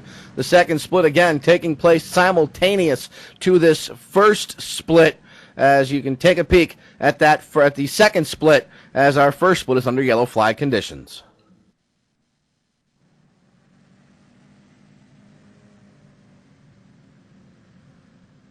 Tim, Rick Savage leads the second split here, and he's done a great job. Rick is one of our more experienced sim racers. I remember Rick all the way back from the NASCAR 2003 days.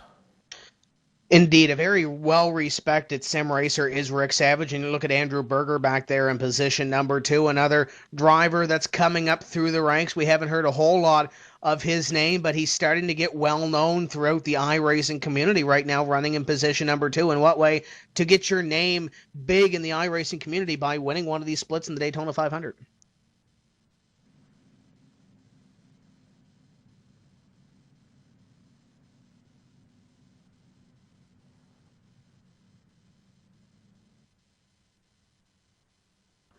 Swapping positions back and forth in that second split here with involving the iRacing Daytona 500.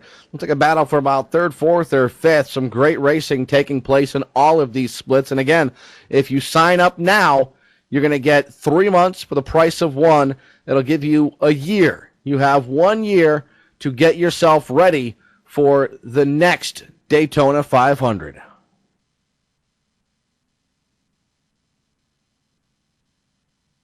As you watch Dave Swindell in that second split battle it out for a position near the front of this field. What a show these guys are putting on back there. What about Ricky Harden, another great name that we've known since back in the NASCAR Racing 2003 season days, Daryl, up there battling it out.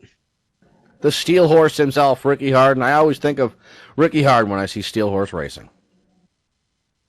A very big stable back in the 2K3 days, and Ricky Harden looking to get a great top 5 finish out of this one. And I believe that's the Trinity Tattoo Company. I know he runs Trinity Tattoo on his race cars. 32 cars remain on the lead lap in split number 2. We have a little bit less than that here in split number 1. 22 cars remaining on our lead lap. And a lot of drivers 1 lap down and 2 laps down, and that will happen in a long 200-lap race. And I'm sure those guys in that split, along with the guys in our race as well, trying to stay on the lead lap.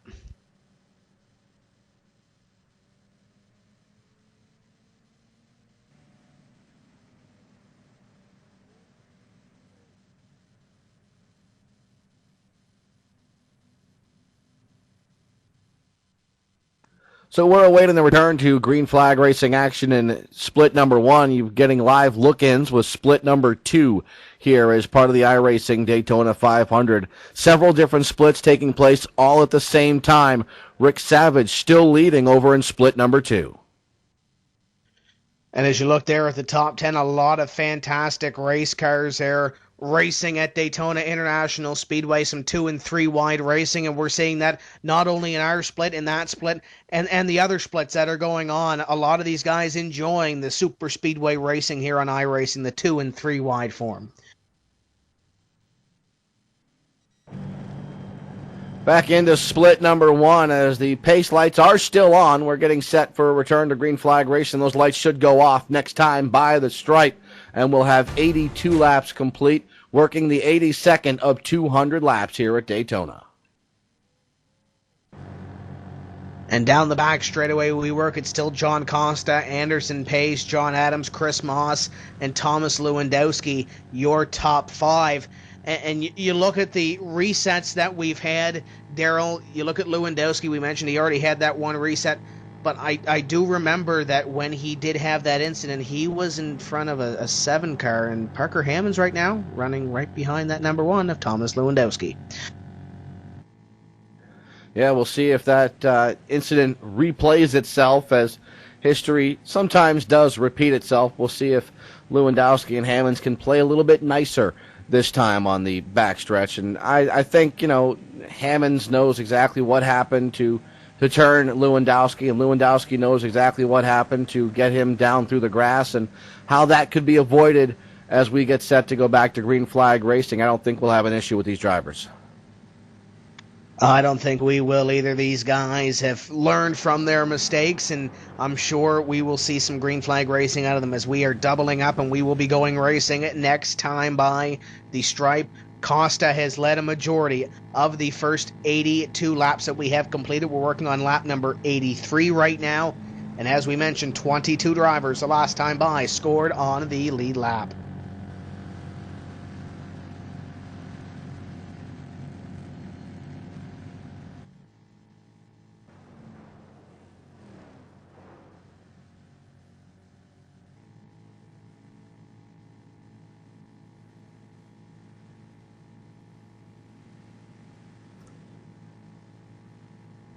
Tim, I was thinking about this. What do you think about next time we do a big event like this and there's multiple splits? We'll do a split screen here on PSR TV. You take split 1, I'll take split 2, and we'll broadcast them simultaneously. That wouldn't be a bad idea. Get all these drivers covered in this field. And of course, I'm not sure what the exact number is on splits for this Daytona 500. I'm sure one of our behind-the-scenes guys can get us a number on that, but I'm sure we're up above the double digits when it comes to splits in this Daytona 500. So there'll be a lot of guys at the end of this evening that are happy, and I'm sure there'll be a lot of guys that are disappointed after their run at Daytona. You know, there's a few towns in Texas where high school football is really big, and there's 2 football teams within the same range of the local FM radio station. They'll use the FM radio station, and they'll broadcast 2 different games at the exact same time on the same station, one on the left channel and one on the right channel. It's kind of a neat way to get around something. Now, if we were to try to do that with our splits here, we'd wind up with a multiples of the Brady Bunch screen, though.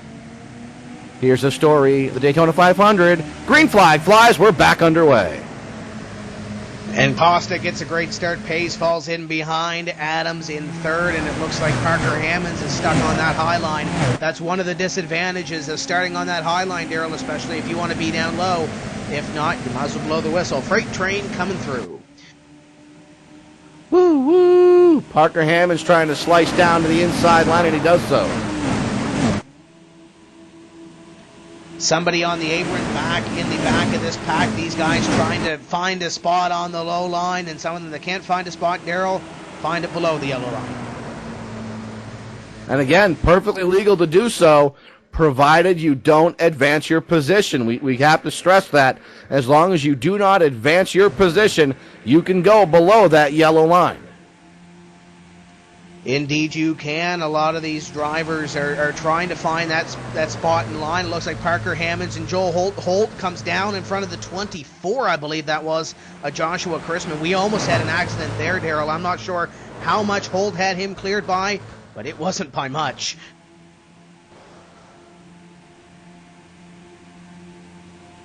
Parker Hammonds brushes the outside wall. That's not the way to get this car to go fast here at Daytona, and that's going to lose him a lot of ground. Indeed it is. He falls back into the clutches of Dave Langman in the number 25. That's outside the top 10. Meanwhile, up in front, the 6 of John Adams on the high side, trying to get it working, but he's got a couple of car lengths before he reaches the next driver on the high line, the number 36 of Kevin Bradshaw. Several drivers now dive to the outside line, so the outside line starting to turn on the heat just a little bit.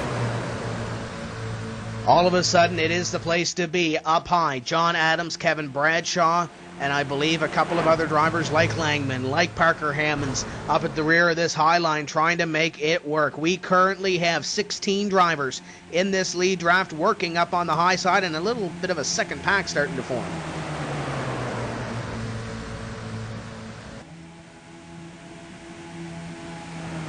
$85 laps complete, 115 laps remain. This time by the stripe, it'll go down to 114 laps remaining. Still not yet to the halfway point. As you ride on board with the number 6, looking back on that high line, John Adams is trying to get it working, but a lot of guys moving down low and getting the position. Look at Thomas Lewandowski now down low in the number 1, looking at position number 4, trying to take it away from John Adams.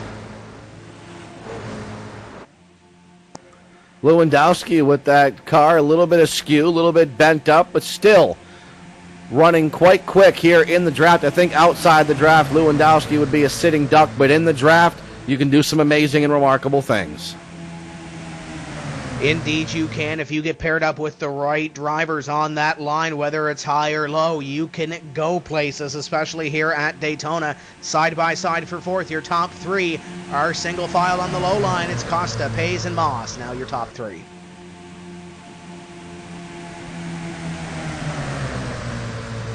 Costa, Pays, Moss, your top 3. Adams side by side with Lewandowski battling for 4th.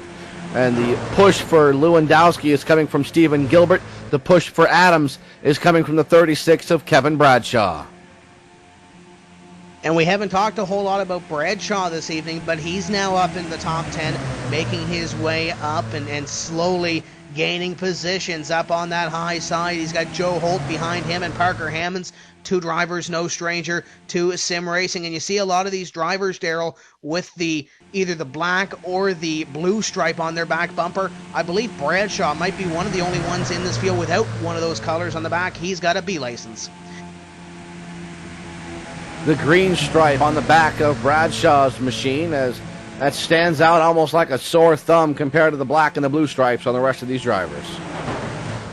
And you see the Daytona 500 tomorrow, you'll see a lot of the veterans not really wanting to draft with the rookies. But right now, it's pretty much the same thing with Kevin Bradshaw. He's got that B bumper. It might be a little bit of a caution to these A drivers and maybe to some of these pro drivers.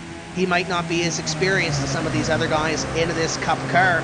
Maybe not want to draft with him, but right now, look at where he is right now with the 6 back there with Joe Holt as well. A lot of strong competition on that high line with that 36 car. And I just double-checked through the field, and he is the only driver with a B license in this top split. But you know what? The facts are the facts. He made it to the top split for a reason. He's not here by happenstance. He's in the top split. He earned this spot. He deserves to be here. And why not work with the racer? After all, he's getting the job done. Why not get the job done with him? Indeed, you're right, Daryl. And John Adams right now with the push from the number 36 was up to, I do believe, second place. Aaron looking to get up to now third place in the middle of the corner. That's Chris Moss. Down low in the number 19. He has his hands full with that number 6. And pushing him is that number 36 of Kevin Bradshaw. This time by Costa continues to lead, but it's now up to third for the high line. Watching the 19 and the 6 as they battle for position. Again, the 6 getting that good push. The 19 is Chris Moss. Moss trying to hang on to that third spot, but nowhere he can go. He can't protect it. He's trying all he can to get that low line to move to make sure he does not lose that third place position to John Adams. He's got Lewandowski tucked up tight behind him, giving him a push to get him into that third place spot, but to no avail right now. Adams in the high line looking strong on lap 91. Adams just rooting for that high line, going, come on, boys, it's time to go, it's time to go. They're trying to get to the front of this field. Adams wants to lead it halfway. There's no bonus points in this Daytona 500, but it would sure be nice to say you led the halfway point in this event as John Adams looks on the high side. The sim boot car trying to give these guys the boot and lead a couple of laps here. So the high side continues to gain ground on the low side. At what point, if you're on that low side, do you go, you know what? That high side looks fast. I'm going to that side. You know, if you're back outside the top 10 right now, Daryl, you're on the low side and you have a line up high, I'd say why not, especially if you know your car will handle. Up on the high side, it looked like Parker Hammonds was going to go in the middle for a moment there off corner number 4, but to no avail. But if you're somebody on this low side right now that has a car on the outside, I think you're pretty much trapped down there. There's no holes to move up high. And even back here, I believe this high line is about to be joined by about 6 or 7 more. The 15 back here is going to latch on to the back. That's Arthur Lucas. Art Lucas is one of those drivers that's one lap down, fighting to get back. Nice wide shot. You can see this lead group of drivers in split number 1 at the Daytona 500 on iRacing.com. Again, you're watching a race on iRacing.com. You can get over there involved at iRacing.com. You can get 1 month for new subscribers, get 2 months for free. You get all that free content that the racers normally get, and you can get out there racing and start building up your license, and maybe you could find yourself in the Daytona 500 next year. And there's so many new series that are coming up as well. You mentioned new content, the Street Stock coming out in 2010. 2010 was just a banner year for iRacing. And you talked about next week's event a little bit earlier, Daryl. The F1 car and Circuit Spa-Francorchamps, 2 new pieces of content from 2010 that will be used in the DWC Road next week. And, of course, the most recent time we saw Daytona utilized was with the NASCAR iRacing Series World Championship season opener. And what a race that was. Ray Alfala took that win home, and as a result, Ray Alfala, Tim, will be our guest on Hot Lap Radio this coming Tuesday night at 7 o'clock. And I believe as well, Darryl, you have another driver that excelled at Daytona on the real racetrack as well. Some driver that finished possibly third in some nationwide race today. Yeah, third place finishing Landon Castle will also be on the show, so we're looking forward to that. And then it's back to the simulated world of the iRacing, the NASCAR iRacing Series World Championship, as those drivers head to Las Vegas. After that, we'll try to get the winner from Las Vegas on, along with Josh Parker, the lightning rod, and some guy that finished, I believe, second or third or fourth. I believe he was fourth, as a matter of fact, during that nationwide race, and also qualified on the pole for the Cup Series as well. And that's going to be a big night. You will not want to miss that on the Hot Lap. And speaking about missing, Mitchell Hunt put his car into a hole on the inside line that possibly wasn't there at one point, but he somehow made it work. Did the number 10 of Mitchell Hunt. He was 3 wide. And you talked about that little P break that he might have executed, Darryl. He's now up into the top 10 and slicing his way to the front. Oh, what a relief it must be for Mitchell Hunt to work his way back up into the front of this field and to be running as strong as he is, as, the bottom could have fallen out there when he had to take that little break and answer the call of nature. But for his sake, it did not, and on the low side right now, the car looks good. He mentioned he used his one reset as well, Darryl. So he's trying to get up to the front of the field. He's making these evasive moves, but he's making sure that he does it safely, because if he ends up in another wreck, it could be game over for that number 10 as the 30 car slots in right behind him. Yeah, that's the 30 of Danny Hugel dropping in line behind the number 10 of Mitchell Hunt, and Parker Hammonds up on that high side trying to get some things working up on that outside line. Hammonds would like to get back down to the inside line, I think. He's been trying on a couple of occasions to get that number 7 down low, but he just can't seem to find a lane to get down there. The low line tucked up tight together. There's not a whole lot of holes in there as Parker Hammond's looking. Oh boy, we got contact. 36, the 6 around. We got over a dozen cars involved in this one, Darryl, and I believe that might have started with a bad bump draft in the corner. And John Adams winds up on his roof, finally flops back over onto his wheels, but Adams, he got the brunt of that one, and it looked like it might have been a bad bump draft, or no, it was the 21 of Anderson Pace came up the racetrack, pushed Adams up into the outside wall, and all hell broke loose. Yeah, after that, Errol, he gets into the safer barrier, and that safer barrier takes you in and then spits you out. And when it spit John Adams out, Kevin Bradshaw just happened to be down low, and then all hell broke loose behind. A lot of good cars involved in this one. Joe Holt, Parker Hammonds. You mentioned John Adams sliding on his roof down the back straightaway. Hammond's got some airtime as well. The 27 involved. A lot of stout cars involved in this one that are going to have to use their toe if they haven't already.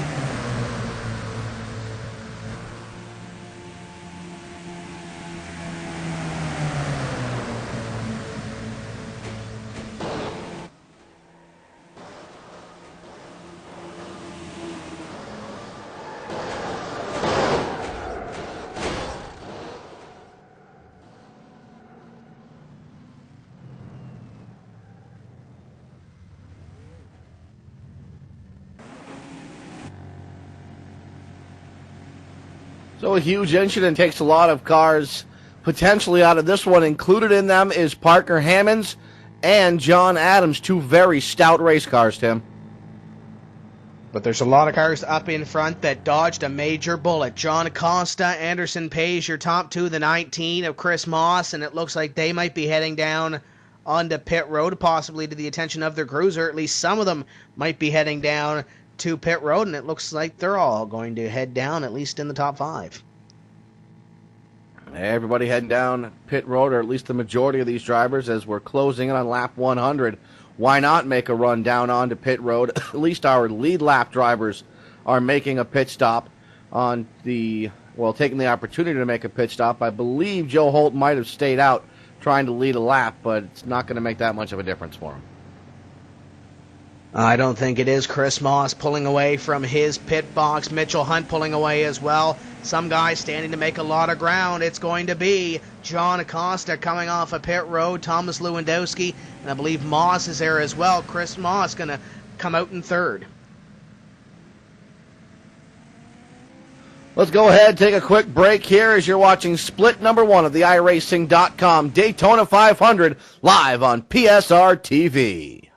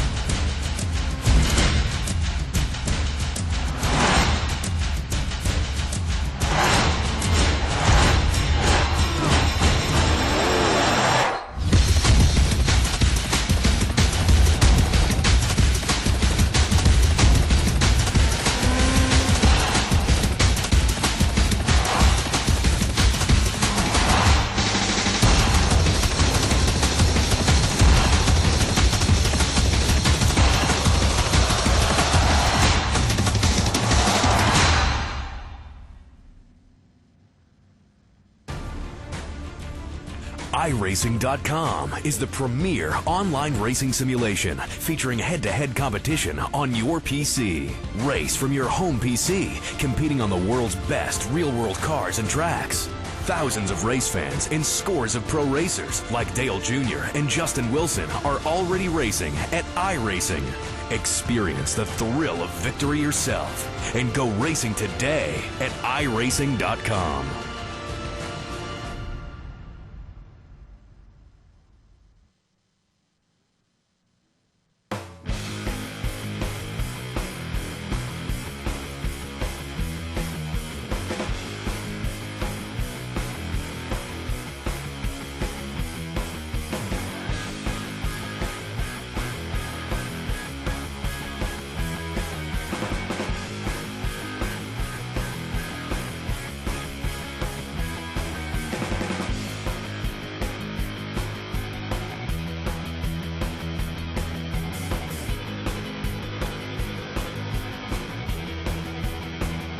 Welcome back here on PSR TV. We've just passed the halfway point. 100 laps are complete here, Tim.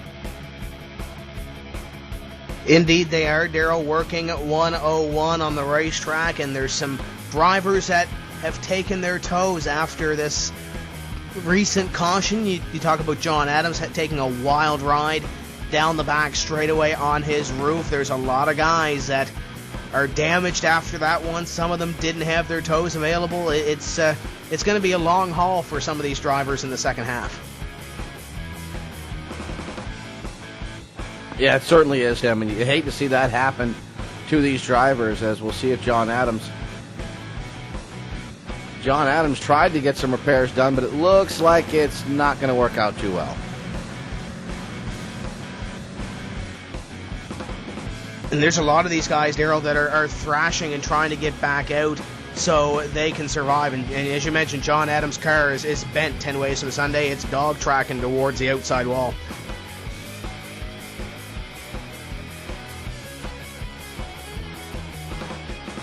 Tim, I do believe we're trying to establish booth-to-car communications. Have you caught up with Parker Hammonds? See if we can get communications with Parker Hammonds, driver number 7. It's Tim Terry up here in the PSR booth. You got a copy? Yeah, I got you. Wild ride in the first 100 laps of this race. Walk us through what happened in that number 7. Well, Tim, it was a really interesting race there. We started, like 35th or 31st or something like that. But, we were just on the outside trying to get up there. I was working with Lewandowski. We worked pretty good together. But, we're just riding until the last, 50 miles or so in the race. And, just got caught up in the big one there. And these guys are doubled up down the back straight away. The 7 car sitting in the garage area. Tough way to end the Daytona 500. 2011 coming up. What's the schedule like for Parker Hammonds on iRacing? Where are we going to see you racing? Hopefully you'll see me on the real tracks more than you will on iRacing. But, you never know. It's kind of hard, but, we'll see. And we wish you all the best in the real racing world as well. Parker, before we let you go, it's shout-out time. Anybody out there you want to say hello to, or any final thoughts from your run in the Daytona 500? The mic is all yours. I'd just like to give a shout-out to everybody on Team PHR. Zach Hudson, Justin Brooks Justin Brooks was a really good spotter tonight.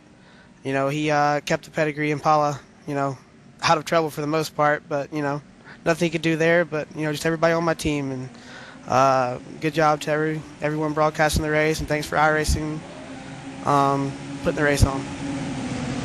There you go, Daryl Parker Hammonds, driver of the number 7. Not where he wanted to finish, in the garage area, but these drivers that are still on the racetrack back to green flag racing on lap 103. Indeed they are, and one of the drivers that's back on the racetrack but not exactly racing is John Adams.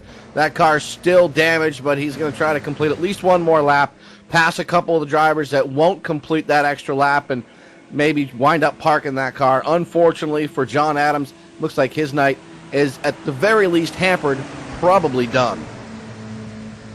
A tough break for John Adams in that number 6 car. Nevertheless, up in front, these guys are getting single file in your top 5. It's Costa, Mitchell Hunt now in second place, Thomas Lewandowski, Moss, and Pays your top 5.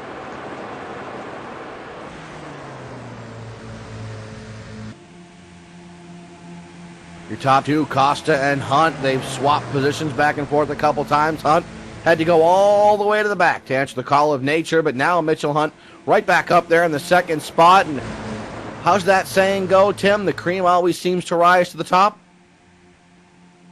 And that's what we are seeing right now, Daryl, and no pun intended, he is in the hunt for the Daytona 500 victory as Thomas Lewandowski looks low.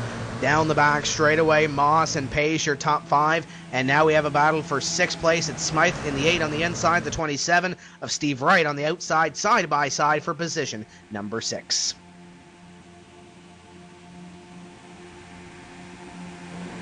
To the outside line, yet again trying to build up a little bit of momentum, trying to work their way back towards the front of this field. And it always seems that the top side takes about 5 to 10 laps to start to come in, Tim.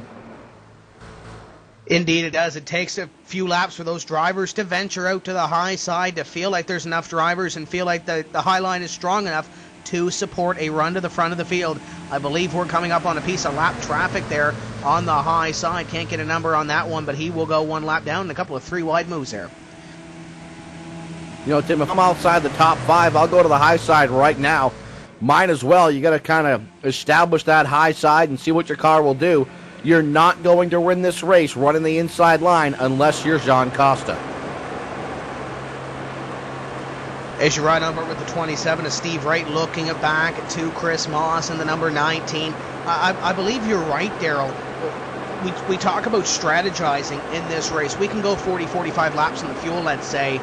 Once we get to lap 155, really start pushing to the front of the field. We're on lap 106 right now. We still got at least one pit stop until that point. If you're going to gamble, this is probably the time to do it. I would say we have probably 2 pit stops coming up, 40 to 45 laps. One pit stop is going to put you about 10 laps short here, so I would say you probably have 2 pit stops between now and the end of the race, and why not try to split them up? Maybe 30 laps or so a run. That could very well happen. We could see some drivers short pit, and that could very well be the strategy that wins this split of the Daytona 500. John Costa, Mitchell Hunt, Thomas Lewandowski, your top 3. But look at that high line starting to form. There's more guys up there now being led up by the number 23 of Alex Kahn, and guys behind him along with Stephen Gilbert. I see Joe Holt up there. They're starting to form, and they're starting to bring that field up to the top 5.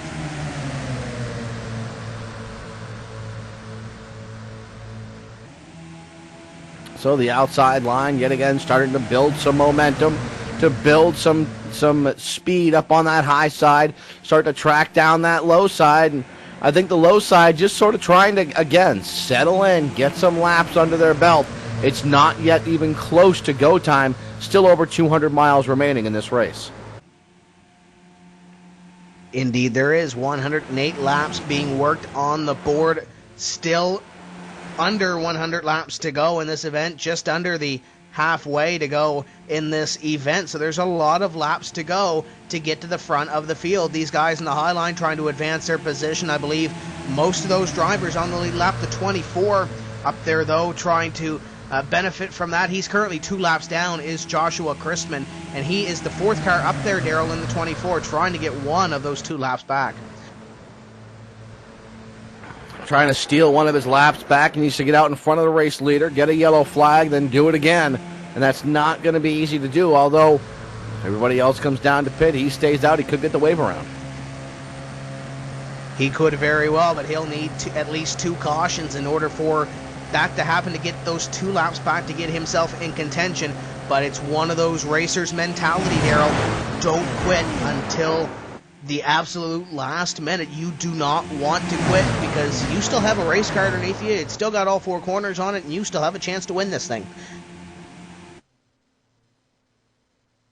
I just had a streak of mine that I was quite proud of, actually, and I had completed every single MLR race, MLR 360, the Xbox 360 league that I compete in on Wednesdays and Fridays. I had completed every race up until last night. And last night I got too much damage, couldn't keep the car underneath me at my favorite track, no less, and I wound up with a DNF at Laguna Seca, and that hurt. And that's what you got to do, especially if you're a racer out there. And we saw John Adams a little bit earlier on. Of course, he can't compete in that race car the way it was torn up, but still trying to get out there and complete as many laps as you can, especially in a big event like this. Oh, one driver in the back here hitting the wall, and I believe he might be down on the apron there. I'm not sure who that was, Daryl, but there was one car that smacked the wall back there.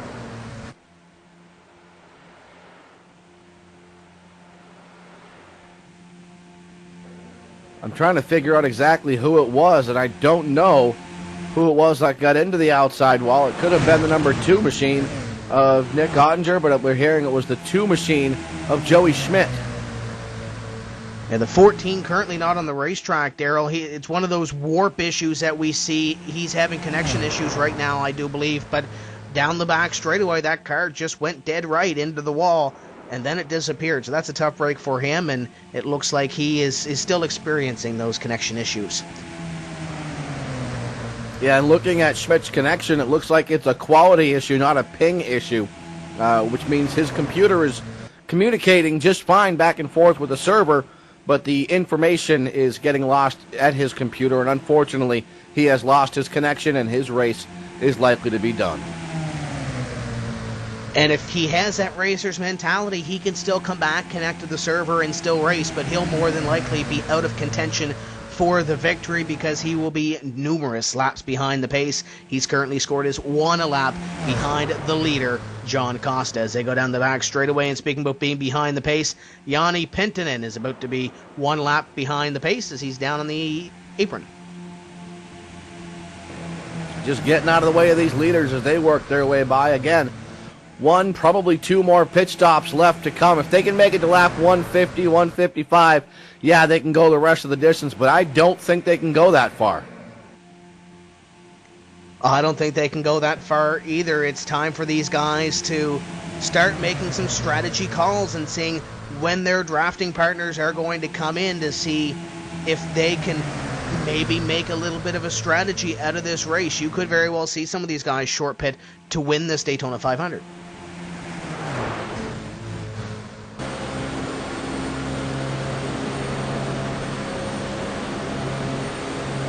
Costa continues to lead as he has done for the vast majority of this race. You ride in car with a 21 machine of Anderson Pace, and we have been in car with him more often than not. We're going to owe him cab fare by the end of this race.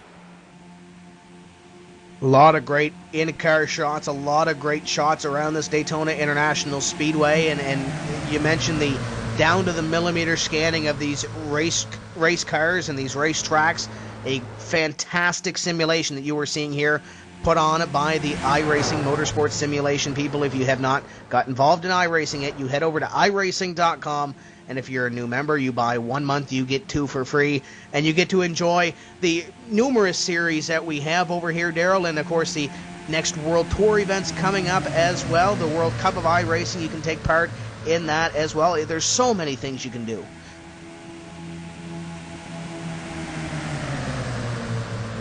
Your future and your options are really wide open here within the iRacing world, and maybe you don't want to focus on the oval side. Maybe you want to focus on the road racing side and try to get up into that DWC like the Sturgis boys do or like Gregor Hutu does. That is an option that's open to you as well here within the iRacing world, and great vehicles for any kind of racing. I mean, you've got the Williams F1 car, you've got the Indy-style car, all the way down to the Mazda and the Pontiac Solstice on the road course side. I personally like the little open wheel cars. I think they're a lot of fun. I'm not very good in them, but I like them. They're a lot of fun. Little Star Mazda cars. Oh, the Star Mazda has a ton of grip. You saw it here a couple of weeks ago for the World Cup of iRacing. And speaking about a ton of grip and a ton of room, look at the number 23 up on the high side. The 4 pushing him as well. Where did the high side come from? They're looking to take the lead away from John Costa. Blink, blink, blink, blink, and here comes the high side as the number 23 of Alex Can working hard. Can? I believe he can. And on that high side, he's looking for the lead. He's had Stephen Gilbert pushing him for the last dozen or so laps to get him up there, and they've had guys jump ship to that high side, and they snake down the back straightaway. They're up to Mitchell Hunt in the number 10.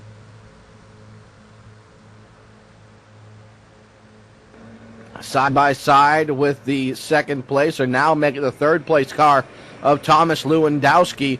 Lewandowski has survived some incidents out here on the racetrack. He's used his reset, and a couple drivers had some issues with controls being set up, and that's why John Adams didn't have his reset. He used it when he had to reset some keys.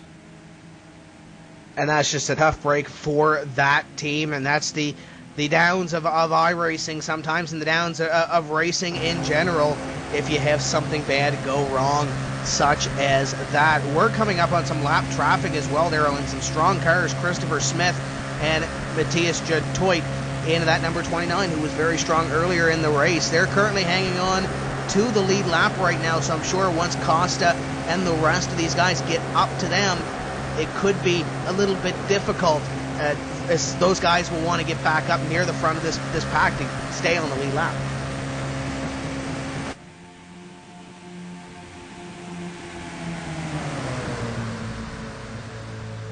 Costa and Hunt work their way through turns now 1 and 2 here at Daytona International Speedway. Again, this is the iRacing.com Daytona 500. You're watching the top split here on PSR TV. The fastest drivers that qualified their way into this event, as it looks like Jutoit's going to go 1 lap down to the field as he's on the apron. They work by him down the back straightaway into corner number 3 they are now. It's still side by side for second place. Can trying to get up to Hunt and trying to take that second place position away.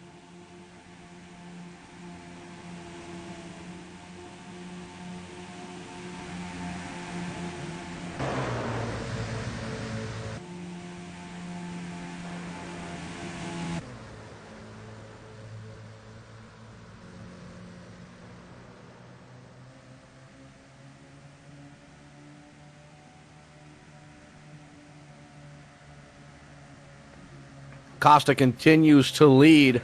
Second spot is Hunt. That outside line kind of disintegrated momentarily. Now they're gathering themselves back up, and they will work their way back up on that high side. The high line starting to draw side by side with Mitchell Hunt again. And I believe some of these spotters are trying to communicate with each other, some of the crew chiefs trying to communicate, trying to figure out when these guys will head down pit road next, Daryl. And I do believe they're targeting around lap 130, which is about another 10 or so laps away from this point to head down pit road, which would mean we would have 2 more stops left. That would mean we've got 2 stops, 130, and then about 170, 175 would be the second stop, and that would be their final stop of the evening. And hopefully, keeping our fingers crossed, we can go green flag at least for the majority of that distance. And I believe these guys can. They shown at the start of the race, and they're showing now that they can go 2 by 2, stacked about 10 deep here at Daytona, and not make a whole lot of contact. Of course, there's a little bit of bump draft going on, but they are doing it cautiously to not upset the car in front of them. Out of the tri-oval, down to corner number 1, Acosta continues to lead, but you see Mitchell Hunt poking that nose out, maybe trying to get some air, but I think Hunt's content to ride behind Costa at this point.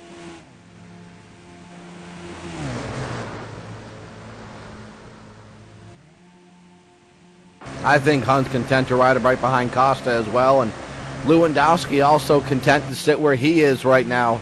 After all, they know they have to make that green flag pit stop coming up in about 10 to 15 laps or so. Some of them can stretch it if they have to. I don't think they want to stretch it. It all comes down to timing in this one. But that pit stop, again, you've got to be on that low line for that pit stop. And these guys on the high side, there's a couple of guys that have switched lines, Daryl, but a lot of these guys up high, they know they have 5 more laps, at least before they have to start thinking about and strategizing to get down to that low line. So they have not quit yet. That number 23 up high of Can, Gilbert up high as well. They're looking to push to the lead. They still have a few laps left. Oh, contact being made up high. We're going to go 4 wide down the back straightaway. 3 and 4 wide. That never works. The 11 gets involved, and we're going to spin them around. Yellow flag flies. 11 and 19. Hard contact. Oh, Joe Holt up and over. Once again, he did 2 full turns around, and I believe the 19 car going to get impacted hard as well. That's Chris Moss. Chris Overland also involved in this one, and I believe a lot of these guys already used the tow. Pretty sure the 11 already used his toe, and that's going to be a tough break for Joe Holt. Indeed it is. There's a lot of these guys back here that have got heavy damage. The Chris Overland machine's coming on to pit road. There's a lot of damage to the right-hand side of that race car. It's tracking to the left. That's not a good sign, and I believe his night might be done.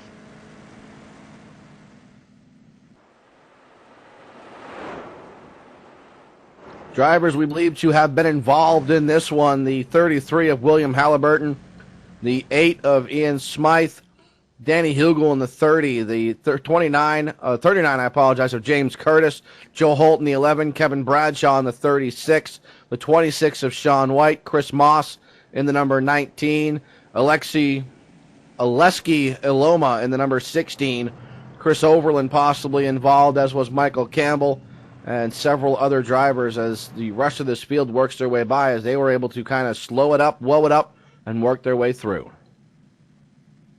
And now we work at 123. We'll see if these guys come down pit road and see how their strategy differs. They were trying for 130, but it looks like John Costa is now coming down into pit road. He's got the 33 behind him, smoking. Some of these guys come down, Daryl. Some of them stay out.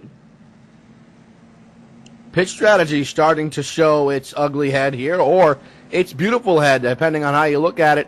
Mitchell Hunt will retake that top spot that he held for a little while earlier on during this race, as Jean Costa will lead several drivers down onto pit road.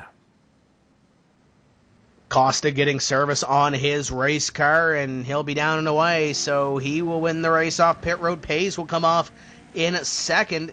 Gilbert back there as well, and then everybody else fighting for position as they head off pit road. Can and Coleman among those.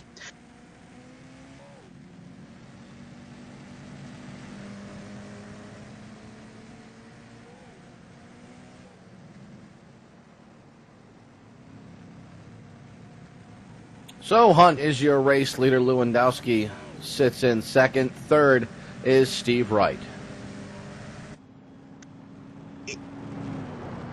Indeed, they are, Daryl. And as you're looking here, we might see some of these guys at the end of this caution come down and top off the fuel tanks to get themselves a little bit closer to what their strategy might be. The pit strategy, as you mentioned, might be rearing its ugly head at some of these teams.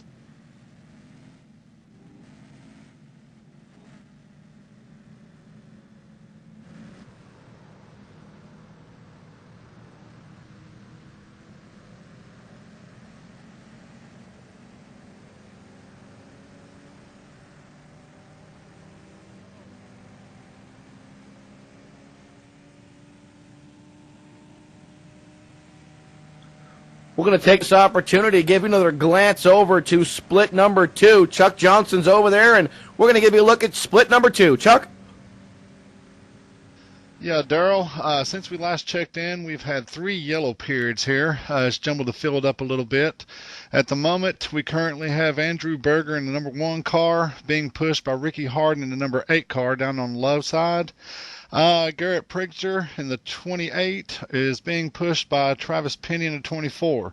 These guys have been pretty much switching everything from 2nd, 3rd, 4th, 5th back amongst themselves for the last 4 or 5 laps here. Your top 10 rundown at the current moment will be Andrew Berger, Garrett. Oh, we have trouble there maybe? Yes, we do. Looks like we have a car heading out through the grass.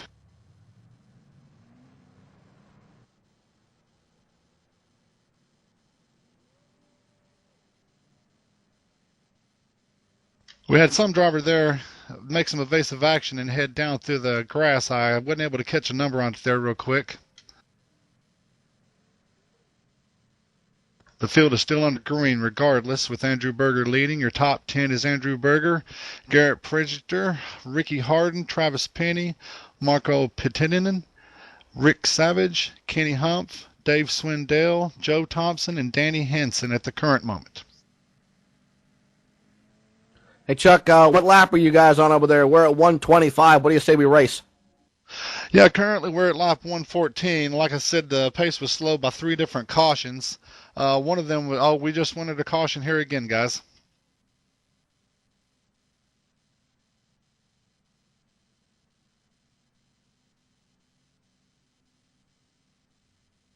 I see Tony Du Bois down here out of turn 3 in the 31 car that's trying to get moving again. Ahead of him, looks like we have Stephen Marks in the 18 may have gotten caught up in the middle of whatever happened.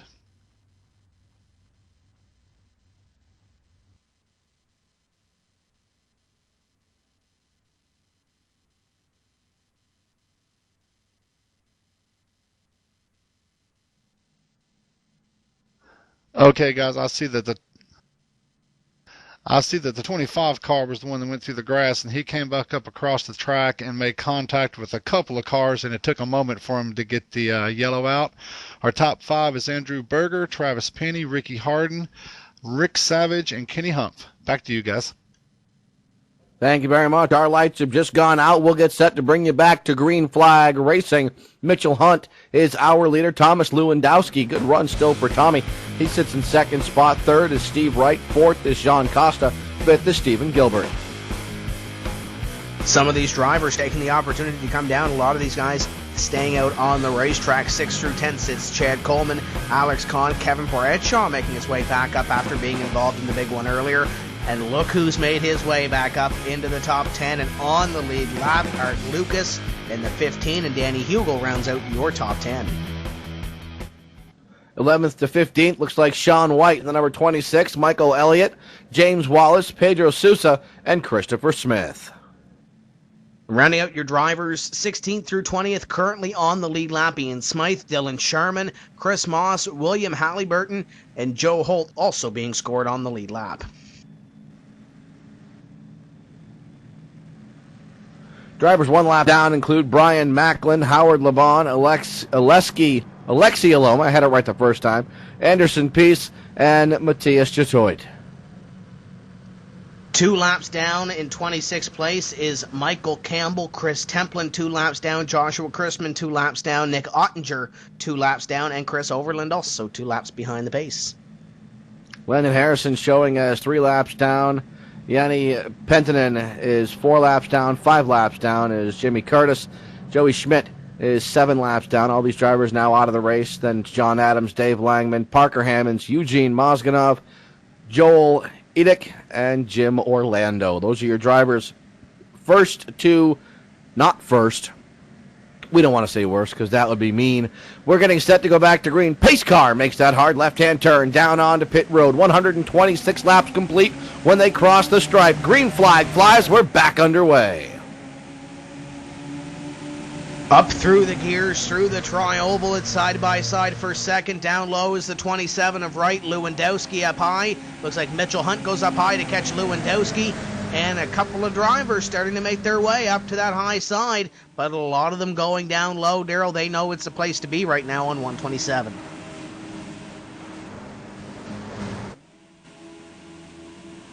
As the high line, look at the high line truck down the backstretch. Unbelievably, Hunt is going to lead the charge, but Lewandowski getting a good push on the high side. Indeed, he is getting a push from the number 9 car, Chad Coleman, up high. Mitchell Hunt not sure where he wants to go right now. He goes up high, then he goes down low. Real estate becoming a premium. Here comes John Costa. Costa going to go back to third. It's the first time we've seen Chad Coleman running as strong as he is, up in the top 5 here this evening. Coleman showing in the 5th position. That is likely to change, however, as that top line starts to lose momentum. Starts to lose a little bit of steam. Your top 3 down on the low side. Single file, the 4 of Gilbert trying to make it 4 cars. Down low on the low side without any traffic on the outside of them as Gilbert trying to go to that 4th place position. Lewandowski trying to hold on the outside. The 23 of Alex Can, your earlier leader, on the inside line as well. 5 cars versus 3 cars. Doesn't take a mathematician to figure out that the 5-car draft is going to have the advantage here at Daytona. You're right on board with Chad Coleman in the number 9, riding on the roof around this Daytona International Speedway as he tries to give a little help to Thomas Lewandowski. Behind them, Daryl, it's getting a little bit strung out. There's 2 lanes, but a lot of room in between those 2 lanes. Looks like everybody trying to get down to the inside line, and that's going to leave the number 9 of Coleman stuck to the high side.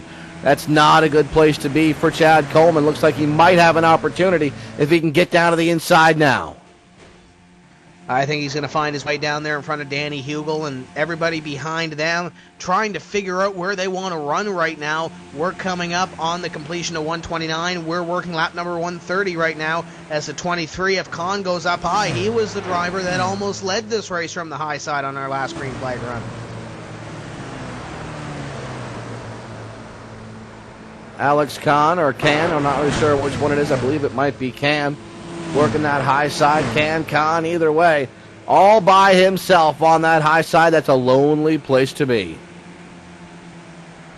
And with nobody up there, he's going to fall like a rock. He might be able to fit in between the 36 and the number 30 back here for about 8th or 9th place. But that's the first opportunity he has, and if he doesn't get in there, Daryl, he's definitely out of the top 10.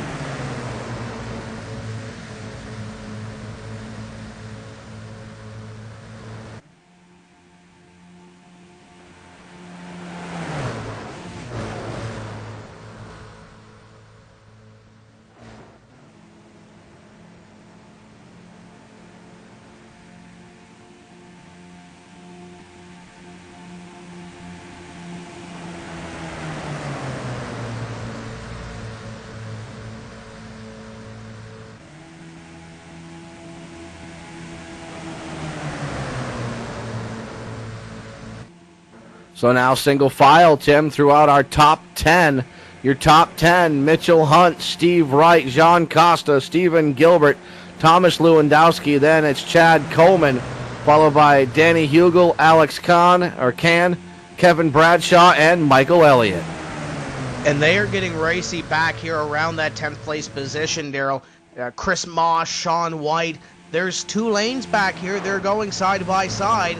but it's just that they're back here outside the top 10. One driver back here, the 8 car, Smythe, on the apron as he had a close call, it looked like, off corner number 2. Smythe gathers it up, doesn't pick up any position, so there will be no penalty for the jaunt down underneath that yellow line. He gets back up into line as these guys will go side by side. I saw one driver back there having a little bit of electrical problem, a little bit of warp issue back there, but nevertheless, these guys still going side by side. The 8 and the 34 going for position. I believe that's 13th place.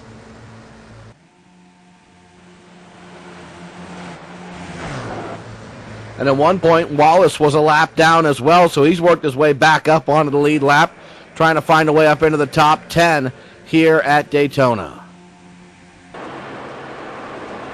As you look out of the rear bumper of car number 8 of Smythe, looking back to the field that is side by side behind him, a lot of strong competition back there. You have Dylan Sharman back there in that number 22 behind that number 8, looking to make his way up into the top 10 before this is over.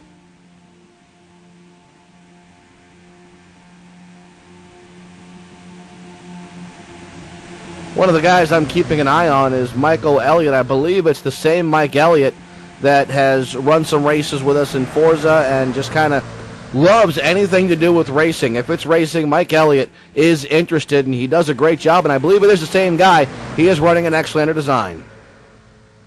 Indeed, he is running the X-Lander design colors on the inside, the blue and white number 38, and it looks like he is going to gain a couple of positions and solidify his top 10 spot right now as he's being pushed by, I believe that might be the number 14 back there of Joey Schmidt, who is currently in 30th place, 7 laps behind the pace.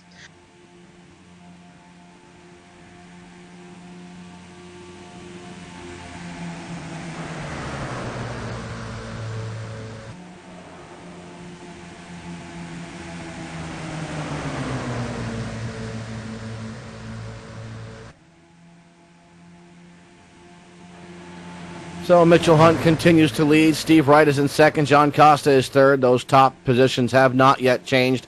The outside line trying to work its way up towards the front, however, Tim. Watching this double wide battle back here with the 38 on the inside of Michael Elliott. On the outside, it's Hugel.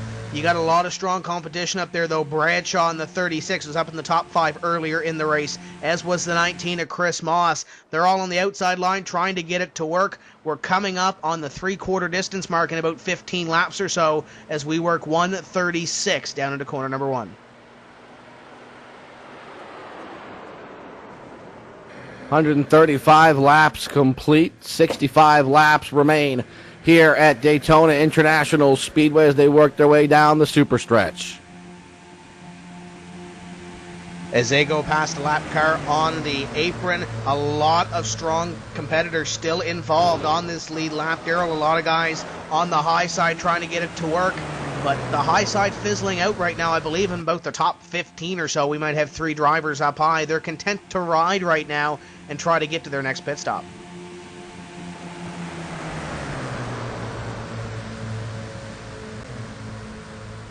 Several drivers taking evasive action, letting these lead lap cars work by as they drive down to the infield or way up to the outside. And you got to give credit to the drivers that are going a lap or more down. They're giving way, and they're letting these leaders settle it amongst themselves. And they know that it's getting down to crunch time, that they got to get their laps back, but they're being cautiously optimistic in that hunt, Daryl. There's guys that are trying to get up here to the front of this field and trying to get that lap back. Anderson Pace right now is 1 lap down. He's about mid-pack right now, and he knows he has a strong car, but he can't win it right now from that position. He's hoping for maybe a quick caution to get away from him.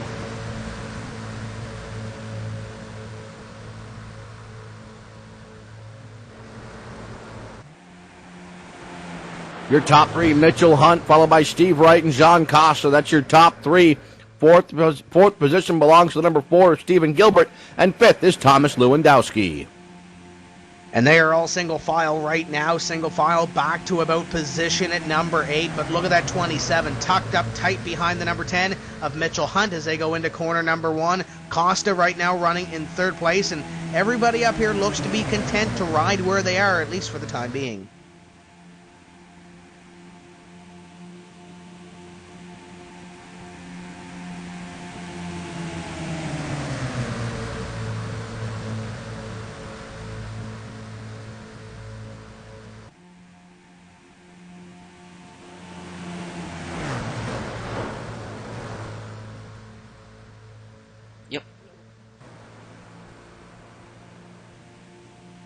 I believe we're going to try to get some communication with Chris Overland, our 22nd qualifier. Chris, this is Daryl with PSR TV. You got me, buddy? Yes, sir.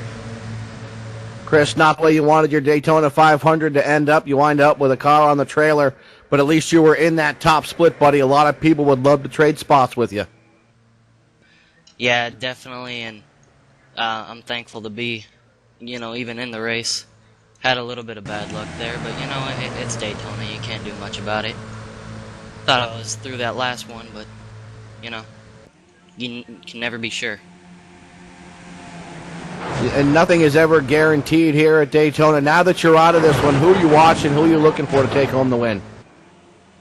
Oh, well, definitely Mitchell or Gene. They've been up front. Well, Gene's been up front all day, but Mitchell's always has strong cars, so I expect him to probably be in victory lane after this one's over. So you're going for either Mitchell Hunt or for Jean Costa, correct? Yes, sir. All right, buddy, before we let you go, let's hear about sponsors, friends, teammates. Who helped get you here? Well, first I want to thank JDR Graphics for coming on the car this week. Jason Lofing for helping me with the setup. My parents obviously watching. Jameson Spees, another one. All right, thank you very much, Chris. Maybe we'll talk to you another time under much better conditions, buddy. Yep, thank you for having me. That's Chris Overland, Tim.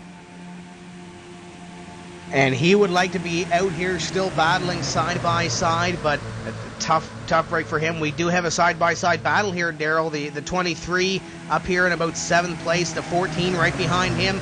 He's multiple laps down, Daryl, is the 14, but he's trying to get that high line to the front of this field. Indeed, they are trying to get to the front of this field, and they're trying to build that high line. Yet again, only 3 cars working that high side, but a few other drivers starting to think about it, starting to contemplate that jump to the high line, and we're still about, 15 laps away from seeing potentially the final green flag pit stops of the night. They're trying to get to that point where they can go the full length of this race, or the completion of this race on the fuel that's in the tank. I do believe there might be a couple of drivers there up in front, though, Daryl, that did not come down under that last caution flag. We'll have to double check, but they might be a little shorter on fuel than the rest of these guys.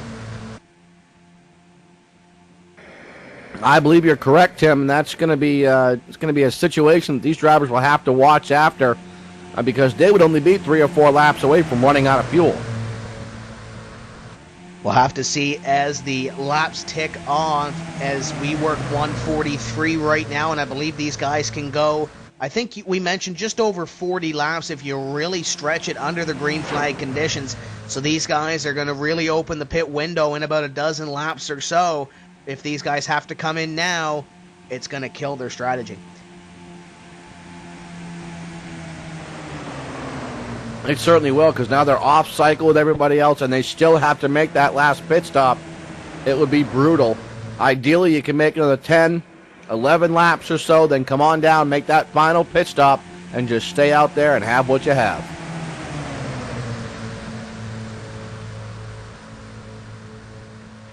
And if anybody's looking for any information on that second split, it looks like Andrew Berger has taken over the lead in that second split. So great run for him so far, and I believe they're a little bit behind us, Daryl, so they're probably working about 70 laps to go as we are going down the back straightaway.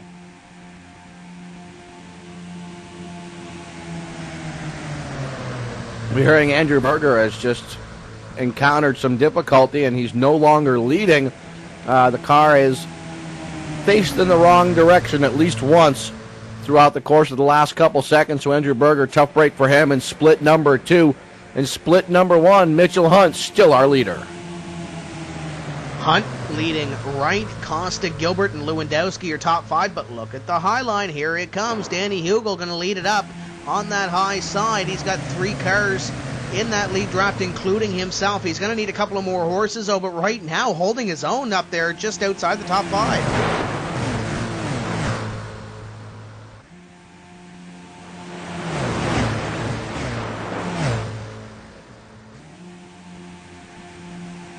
Again, these drivers not yet turning these motors to kill, or not yet turning their phasers to kill. They're still set on stun, still trying to turn some laps, still trying to get to that go point. I'd say that go point is the last 15, maybe 20 laps, Tim. And you look at it right now, a lot of these drivers are used to long races when they race on the iRacing simulation, but right now we're coming up on the 2 hour and 30 minute mark. These guys have been in the race cars and in competition for 2 hours, 27 minutes and counting right now. You have to think, once it starts going near the end, especially with these drivers racing overseas, Daryl, fatigue might start coming into the picture as well. Well, absolutely, fatigue will start coming into the picture, and we talked about the 3 or 4 hour race. Mitchell Hunt already had to take a break and gave up a lot of track position to do so, but it was probably a wise move. I don't have to pay for his dry cleaning bill, so it didn't make a difference to me either way, but probably a wise move for him to answer the call of nature. But all these drivers, you know, the human body is the human body. From time to time, you need to do certain things. You either need fluid or you have too much fluid. And as you look at your top 3 cars coming out of corner number 2, down the back straightaway they go. A lot of strong competition still in the hunt for this one, as Wright, Costa, Gilbert, Lewandowski, names that we've seen and heard before, all chase Mitchell Hunt. Down into corner number 3 they go, and these guys are coming up on that final pit stop, and it's the money stop, Daryl. You don't want to make any sort of mistake once you get to that point.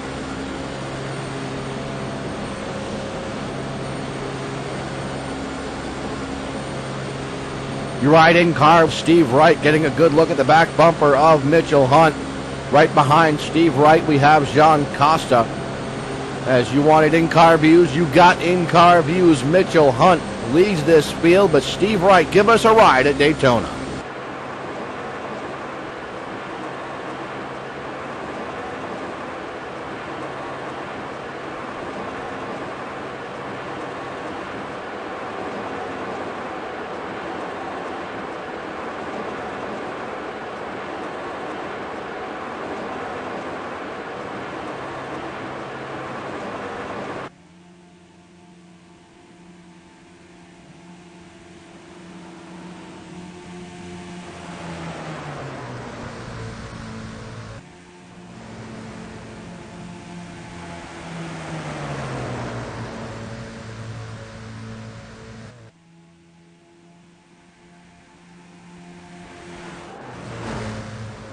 Fans, you wanted some in-car action? Why not take a lap or two with the guy that's dominated this one so far?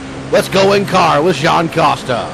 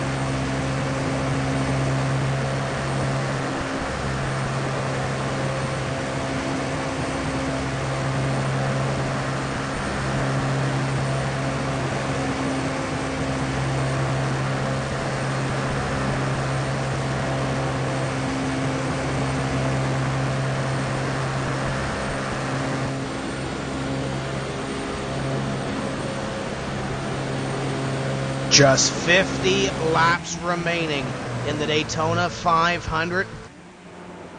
As we work into corner number 1, top 4 single file on the low side, Daryl. The high line, though, still getting up there.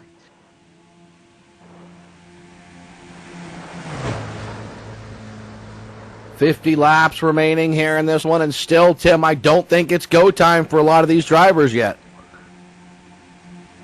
I don't think it is either, Daryl. As you look at the number 9 car at Chad Coleman, I think you have to get to that last pit stop, make sure you are flawless on the final stop, and then go for broke. This race hasn't really been plagued with a lot of caution. These drivers have done a pretty darn good job at getting control of their cars and keeping control of their cars, as Steve Wright takes a peek to the outside, then a peek to the inside, as Mitchell Hunt continues to run his line through turns 1 and 2. You know, we've been relatively caution-free thus far in this one, Tim, so it's been moving along quite nicely. 2 hours and 32 minutes since the call to green flag racing, and these drivers have been doing a great job. A couple of big wrecks, but a lot of these guys have got back into the race cars. You look at Thomas Lewandowski as a perfect example to get back into the race car after a tough incident, using his 1 reset to do so. Out of corner number 4, here comes the 27, down onto pit road. Here comes the 4. Green flag pit stops beginning, Daryl. This is where it gets dangerous for those drivers that stayed out.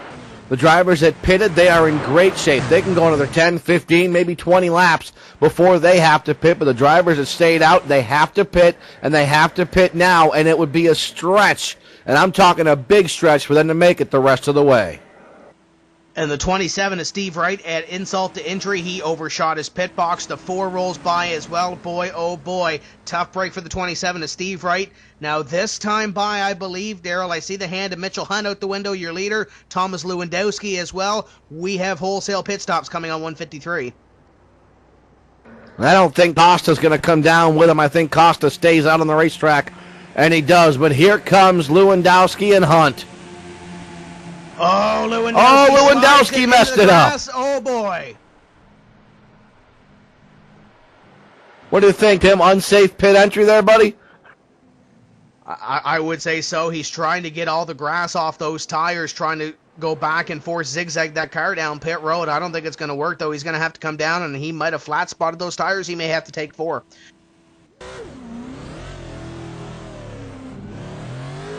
We're hearing this time by Chad Coleman.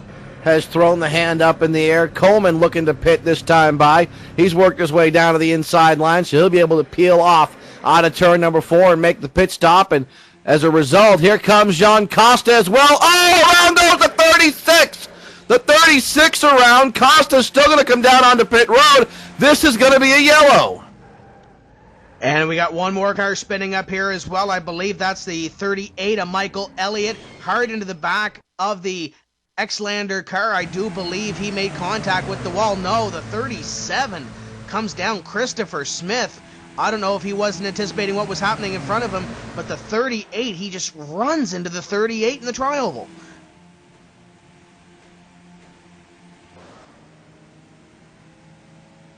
I'm not quite sure what happened to trigger that, but the 33 and the 36 did get together. And looking back here at the replay, Daryl, John Costa, I do believe, gets some damage from this. Indeed, he does. The 38 coming down onto pit road clips John Costa coming out. The 38 and the 36 made contact coming down. I don't think Michael Elliott anticipated the 36 to come onto pit road, and he gets into John Costa at about 150 miles an hour. That might hurt John Costa's day. It very well could, and Costa was the dominator from earlier on. That's a tough break, and right across the nose of the 38. Wow. That's a big one. That's a huge one. That takes a lot of good cars potentially out of contention. And the 38 among those got damaged on all 4 corners of that race car. The 36 took a wild ride as well, and especially if you've been in the race car, Daryl, for 2 hours and 35 minutes and counting up, you don't want to have bad luck on with a quarter of the race left to go. It's just got to be horrible for those guys. The pace car tracking down the field, and I don't believe that the number 12 machine has reset, so he's got that opportunity to make that reset, but Still showing some damage on the 12 of Costa. And that's a tough break for John Costa after being out in front for so many laps. We talk about 2010 being a great year for Costa, coming up through the pro ranks, making the NASCAR iRacing Series World Championship in 2011, doing so well in the Daytona 500, and given it's not over yet, but it just took a massive blow to the back end of John Costa's race car. Yeah, and it also takes a big chunk out of his opportunity to win this thing. You bend these cars up, and they don't work quite as well as they used to, especially here at Daytona. And I believe right now, Daryl, looking at the standings, the 4-car of Stephen Gilbert back here in 9th place was one of those first drivers to come onto pit road. He might very well inherit the lead of this race.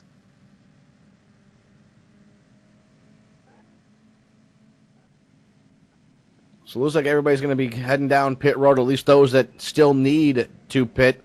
Danny Hugel is the race leader, but I expect to see him coming down onto pit road very, very shortly. And here they come down onto pit road, and I believe some of these drivers that even did come down, I mentioned Stephen Gilbert there, he might have to come down for a splash of fuel in order to make it to the rest of the way. Here come your leaders down onto pit road, led by Danny Hugel.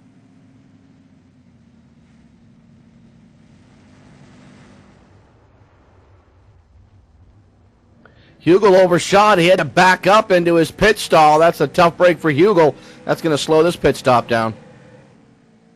Indeed it is, but he's going to be right in front of the 40 coming off of pit road of Michael Campbell. Campbell 2 laps behind the pace. He's still going to come on to pit road anyway with your leaders as Hugel makes the way down pit road, the long pit road at 55 miles an hour. Just a little bit underneath for Danny Hugel.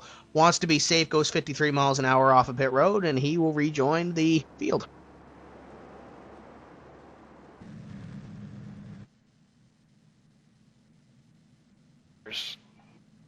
Slid off the track.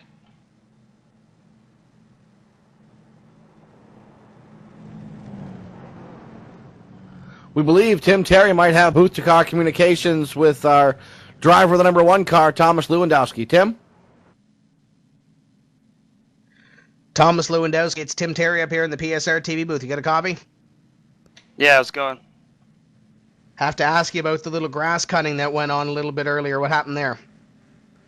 I forgot earlier that I put more rear brake bias in it, and I just got on the brakes too hard entering pit road and locked the rears up and kind of did a death slide and tried to balance between slowing down for pit road and not going off pit road. But luckily I got lucky, caught a caution here, and going to be a wave around car. And going to get that wave around, be back on the lead lap. We're going to have about 15 or so cars on the lead lap when we get back to green flag racing. With under 50 laps to go, what's the strategy to get to the front of this field to win this race? It's going to be pretty hard to get back up front, but I'm pretty much just going to work the high side, I think. I might have damage, I'm not really sure, so it might be a little more difficult than I think, but if I don't have any damage, I should be able to get back up on the high side pretty easily, 'cause my car's pretty fast. And it looks pretty fast from this vantage point. Before we let you get back to green flag action, it's shoutout time. Anybody out there you want to say hello to, or any final thoughts before we go back to green? The mic is all yours.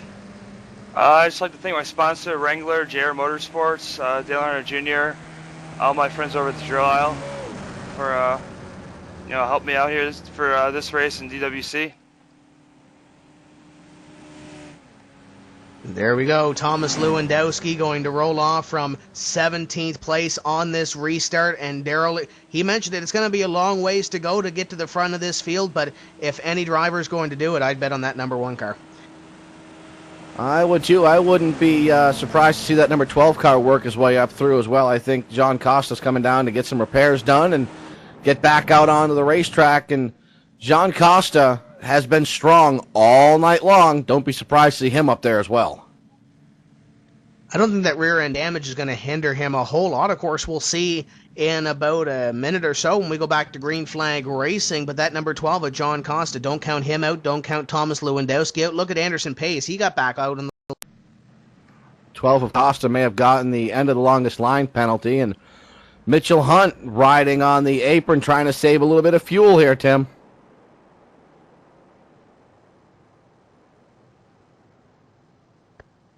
And saving a little bit of fuel would be the aim of the game right now, Daryl, as a lot of these guys are going to be mighty close. At least these guys that stayed out on the racetrack that last time, going to be mighty close. They might even be on fumes when they come across the finish line for this 200-lap event. A dry finish for these fuel tanks possibly coming at you here on PSR TV Live. You're watching the iRacing.com Daytona 500 top split. Green flag flies. We're back underway with 158 laps in the books. Look at the 26 up here in the top 5, Daryl. That's Sean White looking to get something, make something happen. He's down on the low side now. The 26. First time I think we've called his name in the top 5. Welcome to the top 5 for Sean White. Right now showing in the 4th position. Nice run, and you know what? It's not about how long you spend in the top 5. It's about where you are when that 200th lap clicks off the board. And right now, Sean White's in as good a spot as anybody. Showing a strong second half is that team as you look up high there. The 4 of Stephen Gilbert up high, the 9 of Chad Coleman up high. Oh boy, the 8 wanted to go up high, but couldn't go up high when there's somebody else there. So for now, Mitchell Hunt will keep his drafting partner, but I don't think that Ian Smythe wants to stick with Mitchell Hunt. He knows the only way he's going to get around him is to get to the lead of that outside line. He may have the opportunity this time out of turn number 2 to get up there. If he wants the opportunity, he is clear, but it won't be there for long. What does he do? He stays down to the low side. Does the number 8 for the time being. If I was one of those guys up there, Daryl, I might want to hop up there. Look at the 4 and the number 9. Very strong competitors. Definitely very strong competitors. It would make sense to jump up to that outside line and see if you can't get that push up into the number 1 position. And Mitchell Hunt might go to the high side himself here. And he does. He takes the number 8 with him. They transfer back to the low line through the tri-oval. And there's some guys back here. The number 22 back there of Dylan Sharman. We haven't talked a whole lot about him this evening. He's up there in the top 10. He has an opportunity, but look at the 15. Art Lucas back up into the top 10. Nice recovery for Arthur Lucas. Lucas was one of those drivers that was a lap down earlier on, along with James Wallace, who's knocking on the door for the top 10. Looking to get up there and make something happen in the final 40 laps of this race. One car back there up, scraping the safer barrier, I do believe. Don't want to do that. I can't get a number on that. 23, I believe, of Can was up there into the safer barrier, and he had a great run earlier.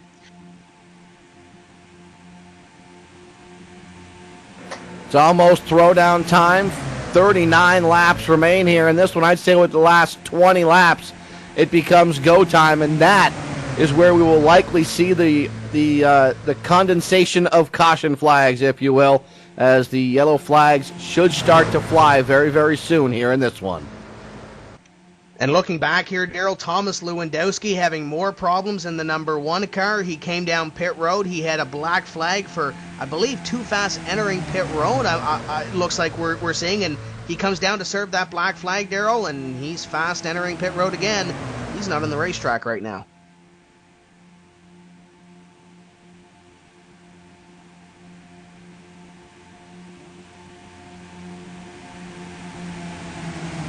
Tough break for Thomas Lewandowski, the New York racer, as we'll see what transpires for Tom.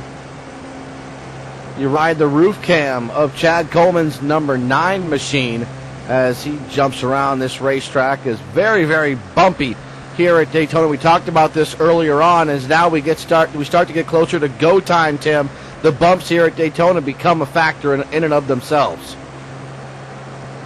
Indeed they do, and this lead draft being split up a little bit. We have a dozen or so race cars up here in the lead draft. There's a couple of guys back there like John Costa who are just a shade off this lead draft right now.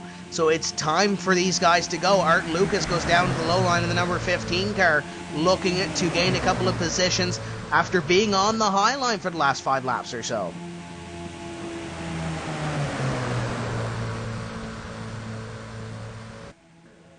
And you're watching the iRacing.com Daytona 500, the top split. New signups right now. If you're looking to get involved with iRacing, new signups right now. You're looking at paying for 1 month and you get the next 2 months for free. 3 months for the price of one. You get all that content that the rookies start out with. You can start your way towards the 2012 iRacing.com Daytona 500, and maybe you could be in our top split next year. And so many World Tour events as well that you can get in. I do believe the next event might be that Icebreaker event at Thompson. I believe they're running the Street Stock, which the Street Stock Thompson comes with the subscription. You want to head over to iRacing.com and get signed up for that. You will not regret it. And as Daryl said, the 2012 Daytona 500 is coming up in about 12 months or so. Yeah, just, 360 some odd days away from right now. You look out the rear bumper of the number 8 of Ian Smythe, back to the number 26 of Sean White, who's done a great job, kind of stayed quiet for the majority of this race, but now that it's go time, or close to go time anyways, there's Sean White up towards the front of the pack. Guys making their names in the last 50 laps of this event. You see Sean White up there. You see the 19 of Chris Moss. He's been flirting up there with the top 5 all race. Daryl been hanging around the second half of the top 10, the back half of the top 10, and now he's back here in 7th place. 4th place on the low line, looking to make his way to the front as you ride on the roof of the number 26 of Sean White.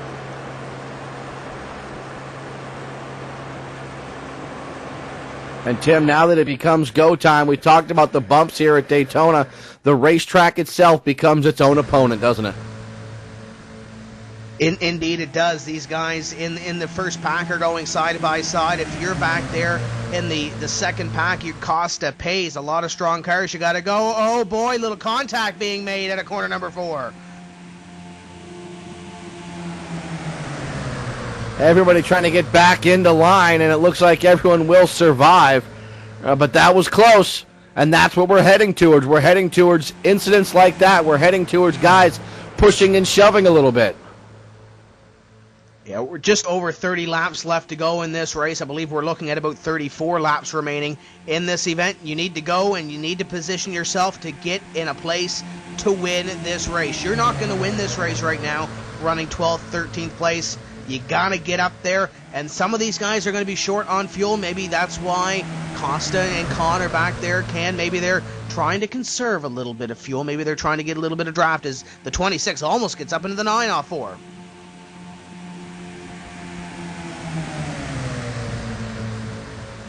The 8 and the 4 touch a little bit coming out of the tri-oval. That's the battle for second spot as the number 9 of Chad Coleman trying to offer up his assistance to Stephen Gilbert. And just right behind them, Daryl, you look at the number 26 car, Sean White. He's developing a push off corner number 4. At least he has the last couple of laps. And I'm not sure if it's because he hasn't been up in front with these guys or not, but he's been pushing up the racetrack a little bit. And through the tri-oval, he left that door open for the number 9 of Chad Coleman. Coleman did not take the door. He almost did, though, and if he did, he would have been in a big wreck. Here we go, 3 wide. Gilbert slides up the racetrack. Coleman takes the opportunity to work his way by, and Gilbert somehow makes it back into line. Boy, oh boy, these guys are going side by side. 3 wide racing happening as well. They know they want to make everything that they can out of these race cars, not make a mistake. The 36 of Kevin Bradshaw has just blown up, Daryl. I believe that was the smoke that we saw coming out of 4 the last time by. Indeed, it could have been, as we're watching around the number 15 car. Action starting to heat up here at Daytona as the number 9 of Chad Coleman trying to find his way around that 15 machine of Arthur Lucas. Lucas almost gets up into the outside wall, the 30 on the brakes, and look who's working the high side. It's John Costa going 3 wide. Where did John Costa come from? Costa up now into the top 10 on the outside of Art Lucas. 3 wide racing happening. Boy, oh boy, it's go time. Oh, trouble! Big wreck. 26 looks like he's done for the day. The 15 of Art Lucas is involved in this one as well. And somehow, some way, still on the racetrack, still moving forward, is Jean Costa. And looking back there at that incident, Daryl, I do believe it might have been the 26. Once again, we talked about pushing up the racetrack, and I believe Sean White might have pushed up into corner number 1. You can't push up when there's somebody else in the outside line, and he got contact with the 27. I believe Costa caught a piece of that, but it's not showing a lot of damage on the number 12. I think Costa got more than a piece of that. May have driven underneath the flipping car in front of him. It looked like he may have caught him just on the hood of the windshield of that 12, though. He might have dodged a very huge bullet. The car on the front looks clean right now, Daryl. I'm not sure if there would be any damage underneath the hood, but it looks clean from this vantage point. So I don't know. John Costa just might have dodged a huge bullet.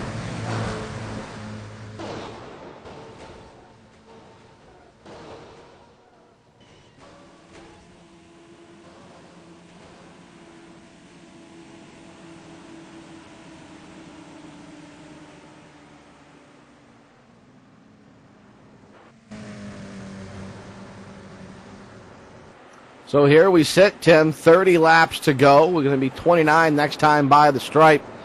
I would venture to say everybody's going to duck down pit road. Pit strategy will be out the window. You might see a couple of guys gamble on this one. You might see some guys take some insurance down on pit road. I believe a lot of these guys might be opting for insurance. 10 of Mitchell Hunt is staying out. The 8 is coming in. And everybody else is staying out on the racetrack by the looks of it, at least in the top 10. Here comes Danny Hugel back there in the 30. The 19 is coming in as well, a Chris Moss. So 3 of the cars that were in the top 12 coming on to pit road. Those guys up in front of them must be sure they can make it on the fuel with this caution flag.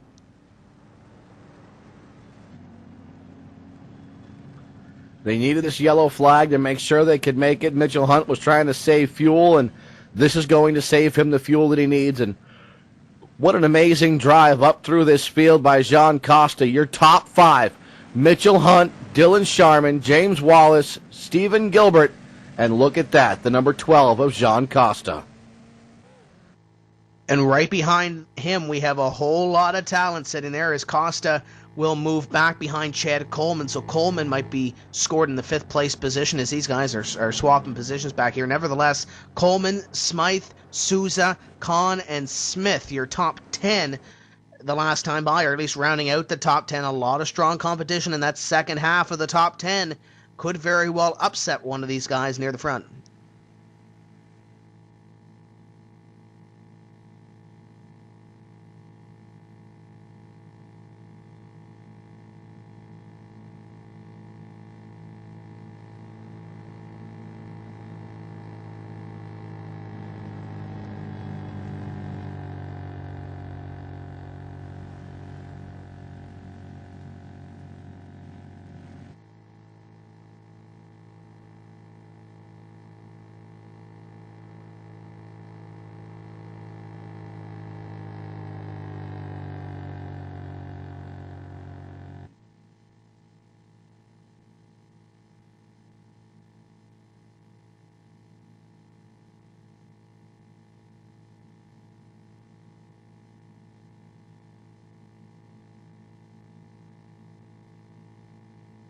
We're going to go ahead and take a quick break. We'll come back and we'll take you to the checkers. You're watching the top split of the 2011 iRacing.com Daytona 500 right here on PSR TV.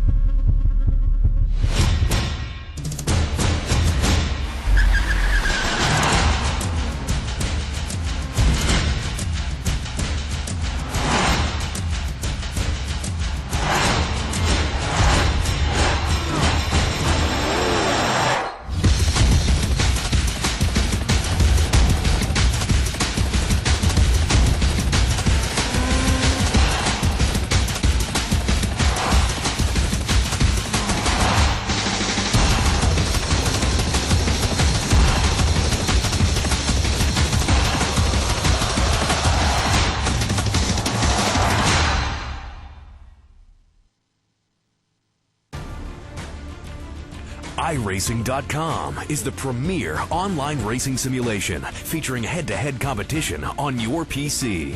Race from your home PC, competing on the world's best real-world cars and tracks.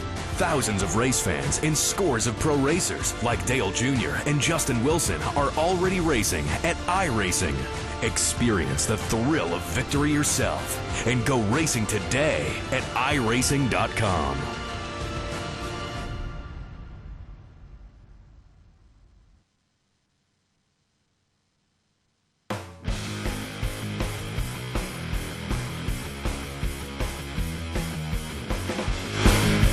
Welcome back here on PSR TV. One lap until we go back to green. We've got just enough time to take a quick peek into split number 2 with Chuck. Chuck? Hey there again, Daryl. Yeah, things have been going pretty good over here. We've had another caution earlier on about 10, 12 laps ago. And after the restart there, Rick Savage set in and led the field for numerous laps. He peeled off to the pits a few laps back, so this left with Dustin Lingert in the lead, followed closely by Andrew Berger, Danny Hansen, Ricky Harden, Roger Wagner, Joe Thompson, Dave Swindell, Adam Edwards, Rodney Kramer, and Patrick Corbin, your top 10. These guys have been keeping it pretty clean, actually, and our top group here have now pretty much formed up one line, and they're laying down some pretty good laps here on lap 166. And hopefully they can keep themselves together and finish it out this way. It's going pretty good at the moment. Thank you very much, Chuck. We know you'll keep an eye on that, and the race is on. Who's going to finish their race first? Will it be split 1 or will it be split number 2? We're going to have 26 laps to go when the green flag flies, Tim. And we have a very competitive race here as Mitchell Hunt, Dylan Sharman will compose the front row. James Wallace, Stephen Gilbert, and John Costa, your top 5. And I believe this wild card here might be that number 9, the Chad Coleman. I don't think we've seen all the muscle that number 9 car has to this point in the race. No, I would agree with that. I don't think we've seen all the muscle that number 9 car has, and I think we haven't seen everything or the last from John Costa as well.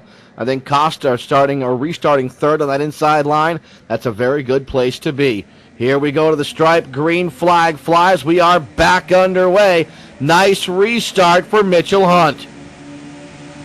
And that's the best thing that Dylan Sharman could get. He got to the low side as soon as Mitchell Hunt put the hammer down. Great move by Dylan Sharman as we have side by side behind him. That's going to trap John Costa in where he has to kind of run behind and run in line behind that number 34. Right up on the back bumper, the 34 is Costa.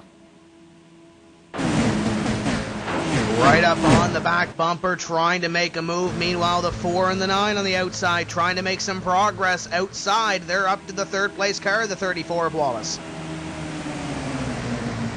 James Wallace sporting Xlander and Vidane on his machine as he's working in that third position. Thinking about going to the high side, and that might be the best bet for James Wallace. Get to that high side and see if that high line will push you to the lead. I'm sure that's what John Costa wants him to do. If he can go up high, that would put John Costa third on the low line. It might get him to third place as that high line now has 5 competitors up high, 6 down low, I do believe, 7 down low. So it looks like the high line, maybe if they can gain 1 or 2 more drivers, they might very well pick up the steam that they need. And there's the driver that they needed, 6 to 6, high line, low line. The sides are equal. Wallace slides up the racetrack a little bit. He's starting to push in 3 and 4. Starting to push up high as Stephen Gilbert gets that wide exit off corner number 4. Gilbert looking to get up to third place. He falls back to a side-by-side battle with Costa through the tri-oval.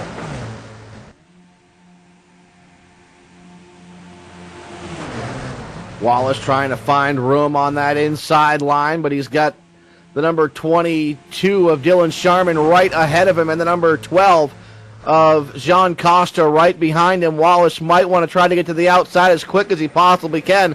The opportunity is there. I'd go for it if I was him. The 8 car back there almost making it 3 wide there. Ian Smythe trying to get up there and take the road less traveled. I don't think it's going to work at this point. 3 wide with nobody behind you. I don't think it's going to advance your position. Maybe not, but darn it all, Tim, it looks pretty darn cool, doesn't it?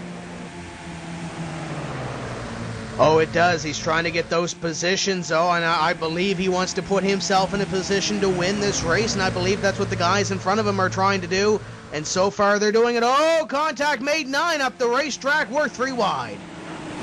We may have seen the last from Chad Coleman. Coleman now drops out of contention up at the front of this pack, and the outside line has disintegrated. And he falls back here numerous positions behind the number 40, who's laps down, and behind a lot of these drivers, and they might very well have lost touch with this lead draft up here. This lead draft at the end with the 19 here starting to inch away a little bit. Starting to get single file, and that might work out well as Jean Costa tries to peek to the high side, trying to let Wallace know, I will go to the high side with you. Let's get to the high side. Let's get out in front of this field. Trying to make those moves now, trying to get some drafting partners. Here goes Costa up high, trying to maybe force a mistake, maybe force that 34 up high, and indeed he did it. Here comes the 12 down low. Costa makes the move to the inside as Wallace goes to the high side. Costa snookered him. Got him to go to the high side, got him committed to the outside, gave him enough draft to get him to the outside of the 22, and Costa drove right by the inside. Veteran move from Jean Costa. Trying to lure him up, and indeed it worked. I'm not sure how it's going to work, though, with Mitchell Hunt and Dylan Sharman in front of him. Maybe trying to lure them up to the high side. It might work with Sharman. We'll have to see. It might work with Hunt. But these guys, I'm sure, will protect that low line. We're going to come up this time by across the stripe and have 20 laps remaining. And it will be go time, Tim. 20 laps to go. It is certainly go time for these drivers. You saw a glance as they are 3 wide behind the 12 machine. The 4, I believe that's the 34, and the 18 were 3 wide. Wallace backs out of it. Discretion, the better part of valor. Oh, here comes the 12 down low on the 22 with Sharman. It looks like the 12 of Jean Costa going to go to position number 2. He's got the 18 back there behind him as well. Where did the 18 of Pedro Sousa come from? And look who Jean Costa has caught up with. His drafting partner, Mitchell Hunt. Hunt now has a guy he knows will push him at least until lap 198, 199, right behind him. The smoker of Kevin Bradshaw will go one more lap down. Now, you talked about drafting partners, Daryl. You talked about teammates. Those two up in front, they both want to win the Daytona 500. You mentioned it's go time. They're as far to the front of the field as they can. When does it come that all bets are off and you go for this win?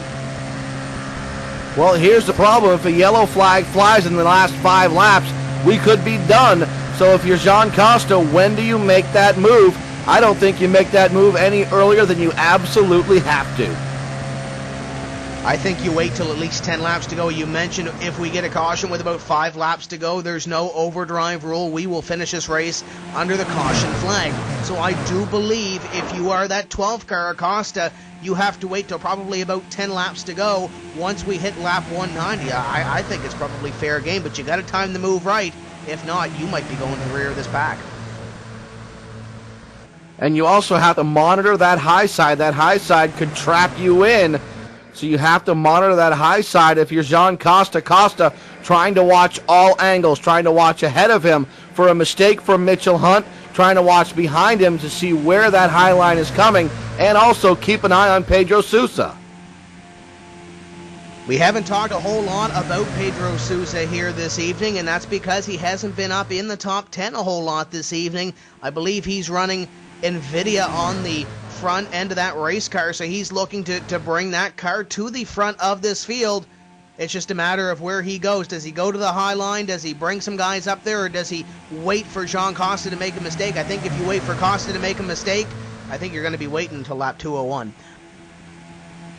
Yeah, Jean Costa has been about as smooth as you can possibly be. He's been aggressive when he has to be. He's been conservative when he has to be. He's driven an all but perfect race. Had one bit of contact when he was coming down onto pit road. May have had a little piece of the last or most recent yellow flag, but other than that, Jean Costa has been as smooth as ice. 23 making his way up into the top 5, and he was one of those drivers, Daryl, that was working on the high side early in this race, and now he's on the low side. Does Alex Can in the number 23 possibly work up high if he can get past Stephen Gilbert?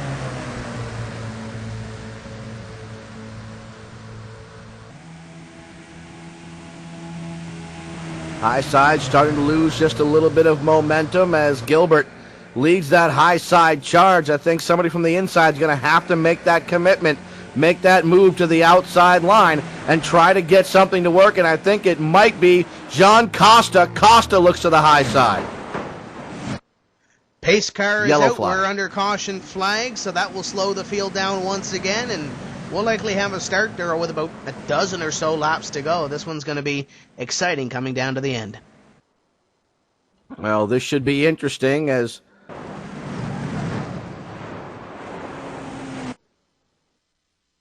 we're hearing the 14 of Joey Schmidt is the cause for our yellow flag, and Schmidt got a little bit of a tap from the number 9 of Coleman, and around he went.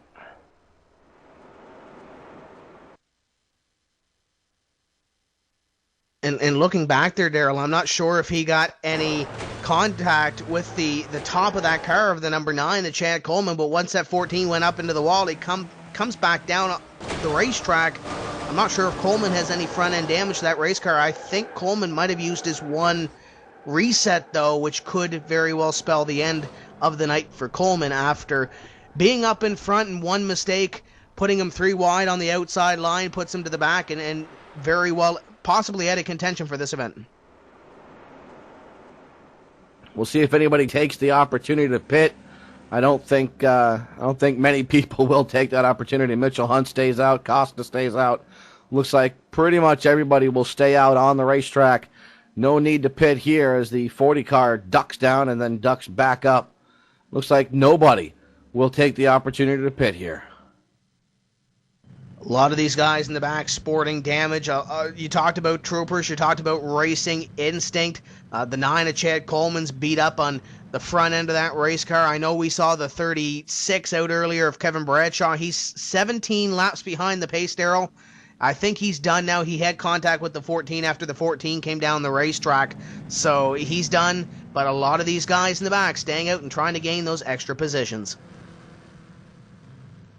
I believe we have boot to car communications set up with Mitchell Hunt. Mitchell, this is Daryl with PSR TV. You got me? Yeah, I got you. Mitchell, you're up at the front of the field. It's been a long time since you had to make that extended pit stop. You're up at the front of the field. You've got John Costa behind you. What are you going to have to do to hold off that 12 car? Depending where if he does go to the outside or something, if he's got, a run or something, I'll just try. I won't wreck him or anything like that, but if I have the room, I may throw a block here or there, but nothing too crazy, I don't think. Is the plan right now to kind of hug that yellow line and make sure that Costa cannot get a run on the inside? Yeah, I don't know if there's too many good cars left anymore. I think everyone's got, or a majority of them got damaged now, so I don't think you'll see as much of the outside line working now unless you get, a good lead car up there and someone, they're not damage pushing them really good. Now, late in the race, or earlier on in the race, we saw that you and Costa were able to work together. Mayday. Trouble for Hunt. Oh, hard on the inside wall. What happened, Mitchell? My steering just died on me. Oh, tough break for Mitchell Hunt. And, oh, that's not looking good, buddy. I don't think so. That car's not supposed to do that, Mitchell. No, I just went Danny Hamlin style on this one. How old is that car? It looks like it's too young to smoke, buddy. Yeah, it's not quite there. Mitchell, we hate to see that happen. That is heartbreaking. Do you have a reset? No. Oh, heartbreaker for Mitchell. Mitchell, buddy, hate to see that, bud. We'll talk to you another time, hopefully under much better conditions, pal. Yep. Heartbreaker for Mitchell Hunt, Tim. You don't want to see that happen to any drivers, and that's so tough for Mitchell Hunt. And now the one person that might actually be happy about this would be John Costa. The teams were working together, but he has an opportunity up there to take this 500 away.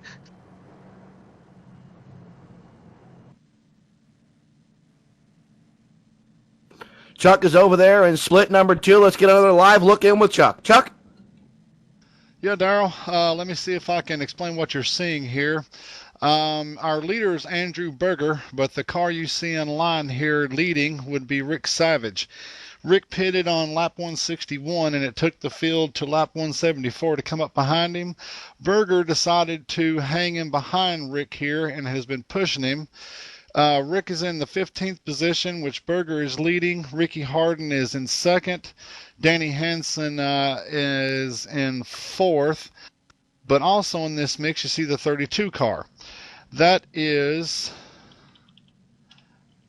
Marco Pellegatti, and he is in the 15th position. So you've got 2 races combined in this little breakaway we have here. Our current top 5 is Andrew Berger, Ricky Harden, Roger Wagner, Danny Hansen, and Joe Thompson. We're working lap 184, and currently we're pretty good in green, but these guys have managed to build up a great distance over the next group of cars on the lead lap. Another note, back around lap 140, Andrew Berger was leading and got a little, looked like a bump draft gone bad from Kenny Humph. Andrew took a spin down the backstretch there through the asphalt, didn't hit anything, but the caution didn't come out. So 2 or 3 laps later, we ended up having a single car spin. The caution came out, kept him on the lead lap. He's pitted, worked his way back, and he is our leader currently.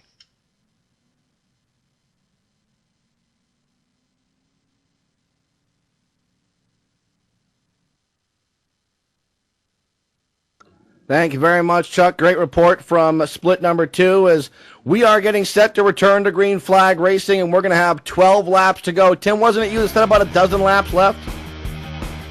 But a dozen laps left to go in this race, Daryl, and it's anybody's race right now up in the top 11. We got 11 drivers on the lead lap. What about Pedro Souza up there in 2nd place? He inherits that 2nd place position after Mitchell Hunt has his tough luck. I tell you what, it could very well be Pedro Souza's race if he can get a good start here.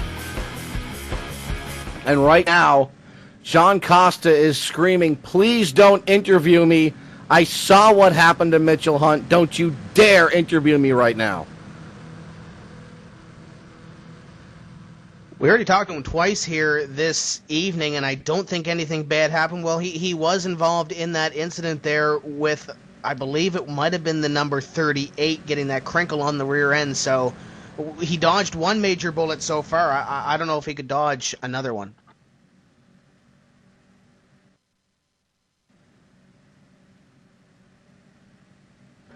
Here we go. 12 laps to go. It's going to be go time. Tim Terry, let's go green flag racing, buddy. Pace car in, Costa puts the hammer down, and what a start by Costa. Here comes the 23 of Can on the inside, looking for 2nd place. He's got a good run. Side by side, 2nd and 3rd, as John Costa is your leader. He's running that high side. Wants to give the high side as much room. Oh, they make contact. Around goes Sousa. Can gets it gathered up. And we are going to go under yellow flag conditions again. Sharman in the 22 going to go for a long spin down the super stretch, and that's going to be tough for him because I believe he's going to have to start at the rear of this running order if he wants a shot at anything. But he got into Can, and you mentioned it, Daryl. Can saved it, but the 22 of Sharman did not, and he went for the long slide.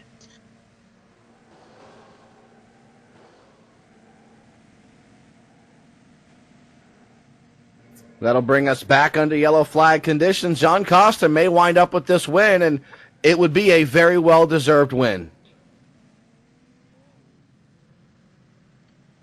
He might very well, but it's going to have another restart here, and we're going to have Can on the outside line, I do believe, with Gilbert and Moss, and we've seen those 2 drivers have some luck earlier in the race and have some strong runs earlier in the race. I believe third and fourth, if one of those guys in front of them can get a good start, might come away with a podium finish. Indeed, they could, and we've discovered what might have happened to Mitchell Hunt. He received a pop-up under his game, or under the software, I should say, and it took all of his steering away, and unfortunately, Mitchell Hunt was out of it, but he's a good sport. He's laughing about it with some friends, and what a heartbreaker for Mitchell Hunt. He could have taken it a lot worse. You got to give Mitchell all the credit in the world for taking it the way that he did. Indeed, you're right, Daryl. A great attitude for Mitchell Hunt, and I'm sure there will be more races for Mitchell Hunt and the likes. Just a tough break for him. He'll finish likely in the 20th place position.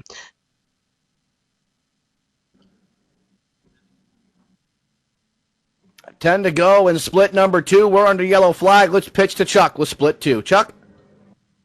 Yeah, Dar, we're over here with 10 laps to go, and we pretty much exactly where we left you last time. We have Andrew Berger pushing Rick Savage. Andrew's our leader. Rick's still in 14th. Andrew is being followed by the 32 of Marcelo Pelagatti, and he is being pushed by Ricky Harden, who is our second place driver. Behind them, Roger Wagner, Danny Hansen, Joe Thompson, Dave Swindell, Rodney Kramer, Joel Guys, Patrick Corbin, and Casey Malone are rounding out our top 10 here. And we've been clean and green since we left you last time. I keep waiting for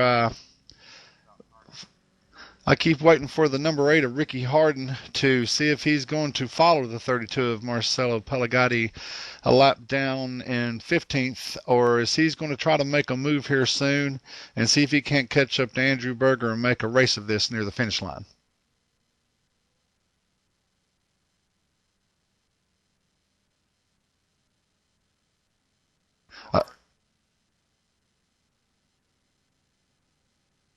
Harden looks to be peeled off there. Wow, almost got run over heading to the pits. So Ricky Harden is going to relent out of second place. It looks like Roger Wagner in the 23 will probably take over that position once they've hit the line there.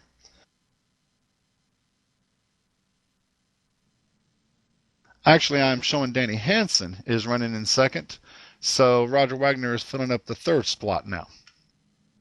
And once again, the first and second place drivers are separated by the 32 of Pelagatti.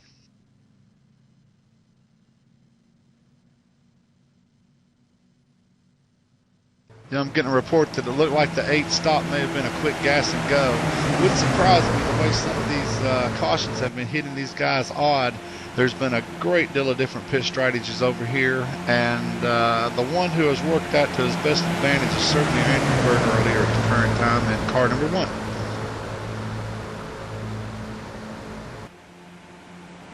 Showing Danny Hansen. Oh, tried to make a move there. Almost lost it, it looked like, so he's had to settle back down a little bit. Looked like he wanted to try to maybe get out around Pelagatti there, but just didn't have the good angle and almost took him with him.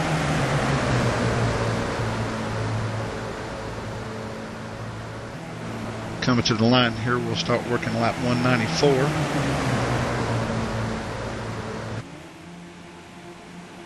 This is an interesting story with Rick Savage here because he's had a fast car from the whole time I've been in this session. He was leading very strong there before having to do a solo pit back on lap 161. And I think Andrew Berger knew that, so when the field caught him, oh, we've got contact there with the 7 and the 32. The 7 is going around spinning down the backstretch. Oh, you could see it coming. Oh, the 7 to Danny Hansen made some serious contact with the inside wall there. And we just dropped under caution here. Probably going to be starting lap 196 with Andrew Berger, Danny Hansen. Oh, scratch that. It looks like Roger Wagner will move up. Roger Wagner. Sorry. We'll move up to the second place. Joe Thompson, Dave Swindale, and Rodney Kramer probably round out your top 5. Back to you guys.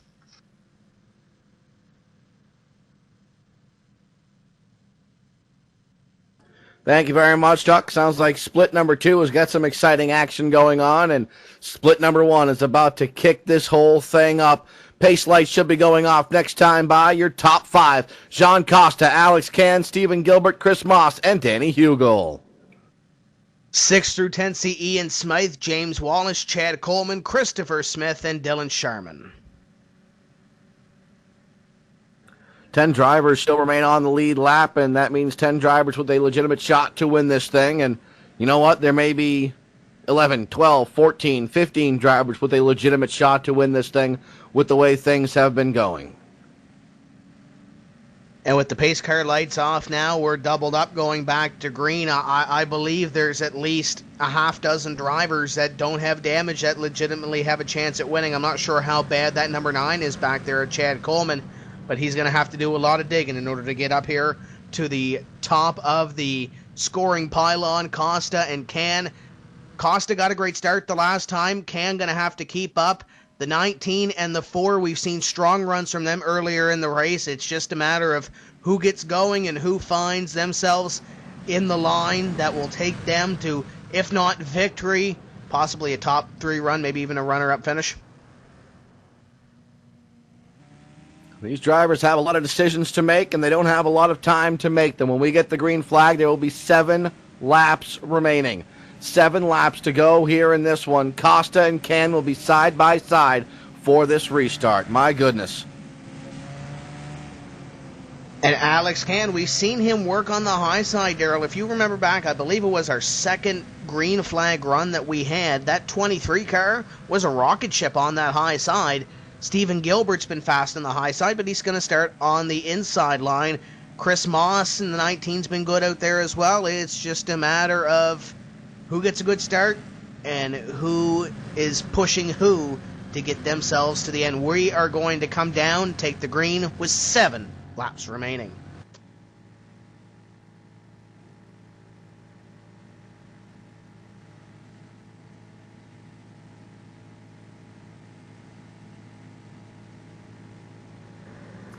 Here we go. We're getting set to return to green flag racing. Pace car is in.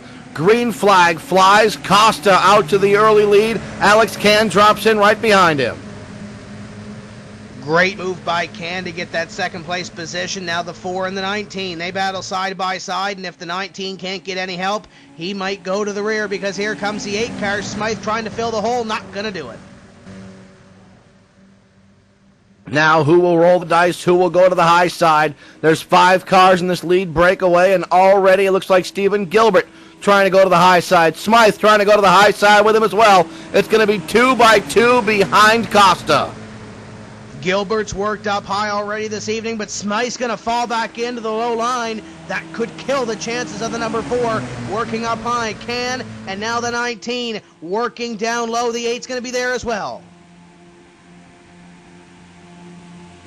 Top 3 stay nose to tail, train style racing up at the front of this field. The only driver that has stepped out and is still out on the outside lane is that number 4 of Stephen Gilbert. Gave it a shot on the high side. Here comes the rest of the pack. They're going to have to go to the high side. Costa will not give up the inside line. Yeah, you're definitely going to have to take that high side around Jean Costa if you want to take this win away. But right now, the only driver up high is that number 4, and he's going to fall back in behind the number 8. Barely. Ian Smythe right behind him now is the 4, and Danny Hugel is still involved in the action.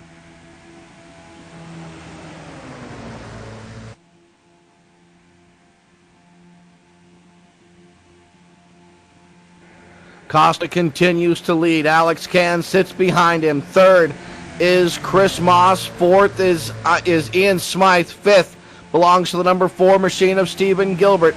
Gilbert now side by side with Danny Hugel. Hugel trying to work his way up to the front. The 23 looked like he was going to try that outside line, Darrell, but came back down to protect his position in 2nd place. Now, we see it on the short tracks all the time, Darrell. Do we see the 23 give that number 12 a little bit of a bump draft and maybe try to get him out of the way maybe when we come down to 2 to go? I don't know that a bump draft right now would be wise. There's a lot of eyes watching, and trying to move somebody out of the way at Daytona could be tragic, and it could cost you a little bit here within the iRacing service. Your I rating, your safety rating, and also the officials watching this race making sure nothing bad happens. But if you're looking for the Daytona 500, I'm sure the glory is in the front of your mind. The carrot's hanging out in front of your car. You're trying to catch it, and it's going to come up in 4 laps. Caution! The 4 and the 8, Smythe and Gilbert got together. They're going to run hard as they can, but it looks like it's going to go down to Jean Costa. I don't think the lights in the pace car are on, so we're staying green flag racing. The 12 and the 23, they're single file, but here comes the 19 up high. Where did Chad Coleman come from in the 9? Coleman snuck into the mix as well with that damaged race car. Coleman doesn't care that the car is damaged. Bring it to the front. There's nothing left to lose. And now on the high side, it's Sharman giving a push to the number 19 of Moss, but they can't get any momentum rocking. There's 9 cars in this lead draft, Daryl, and 3 are up high, 6 are down low. They need 1 or 2 more to make that high line work.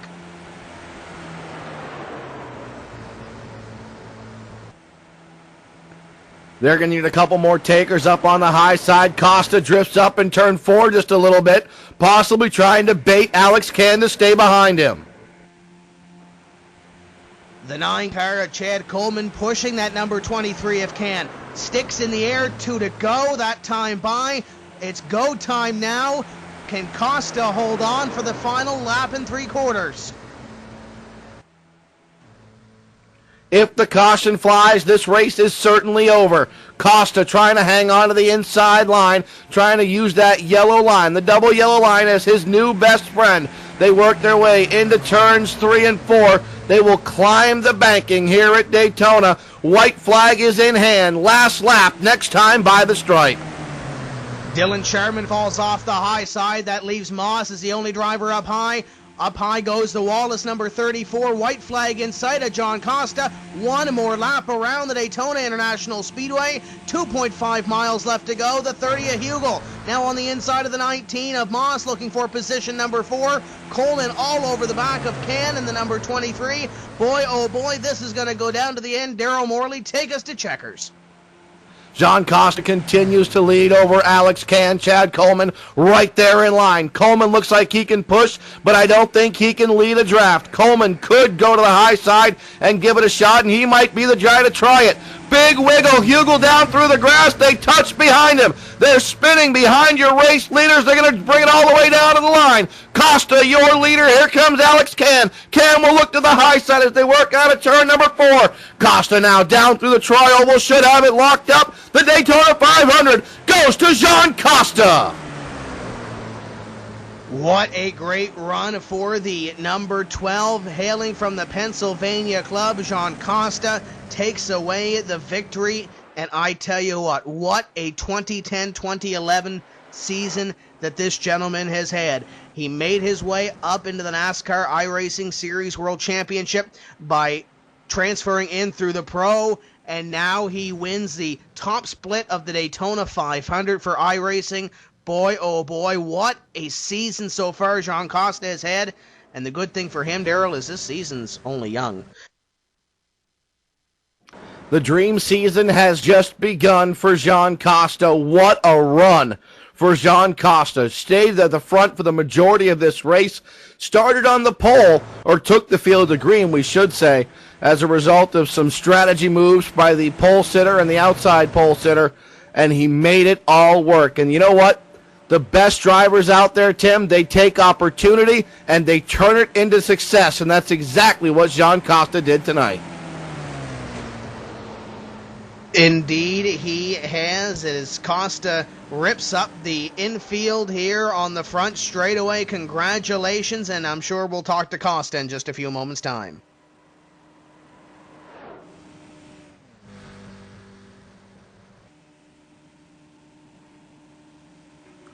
Donuts for Jean Costa, as we're going to try to show you the conclusion of split number 2 as well, as there was some great racing all around, and I'm sure that the 3rd and 4th and 5th and 6th splits and the 7th split, all of the splits had some great racing in it.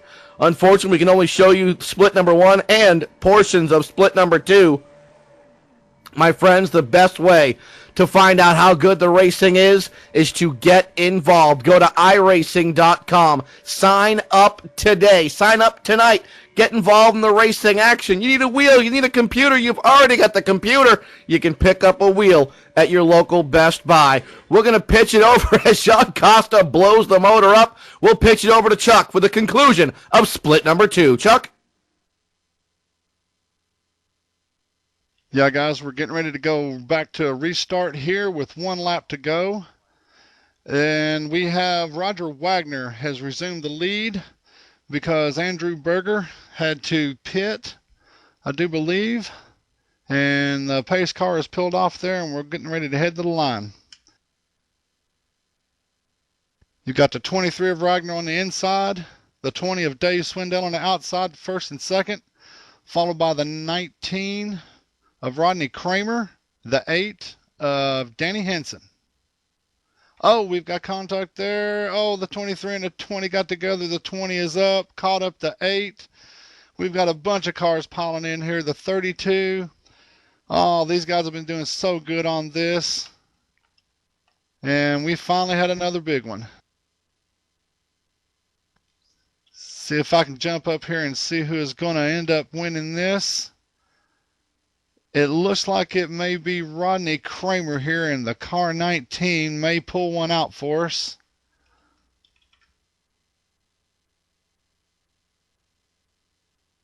Sure enough, car 19 is coming up to the line, and he will win the second split iRacing.com Daytona 500. And here's a great story for you. Just the last time we checked in here, Rick Savage was on the tail end of the lead lap being pushed by the leader, Andrew Berger. And our second place finisher, believe it or not, is Rick Savage, followed by Andrew Berger, Danny Hansen, Joe Guys, Joe Thompson, Casey Malone, Dustin Lingert, Roger Wagner, and Patrick Corbin rounding out your top 10. We're going to kick it back over to you guys. Great finish over here.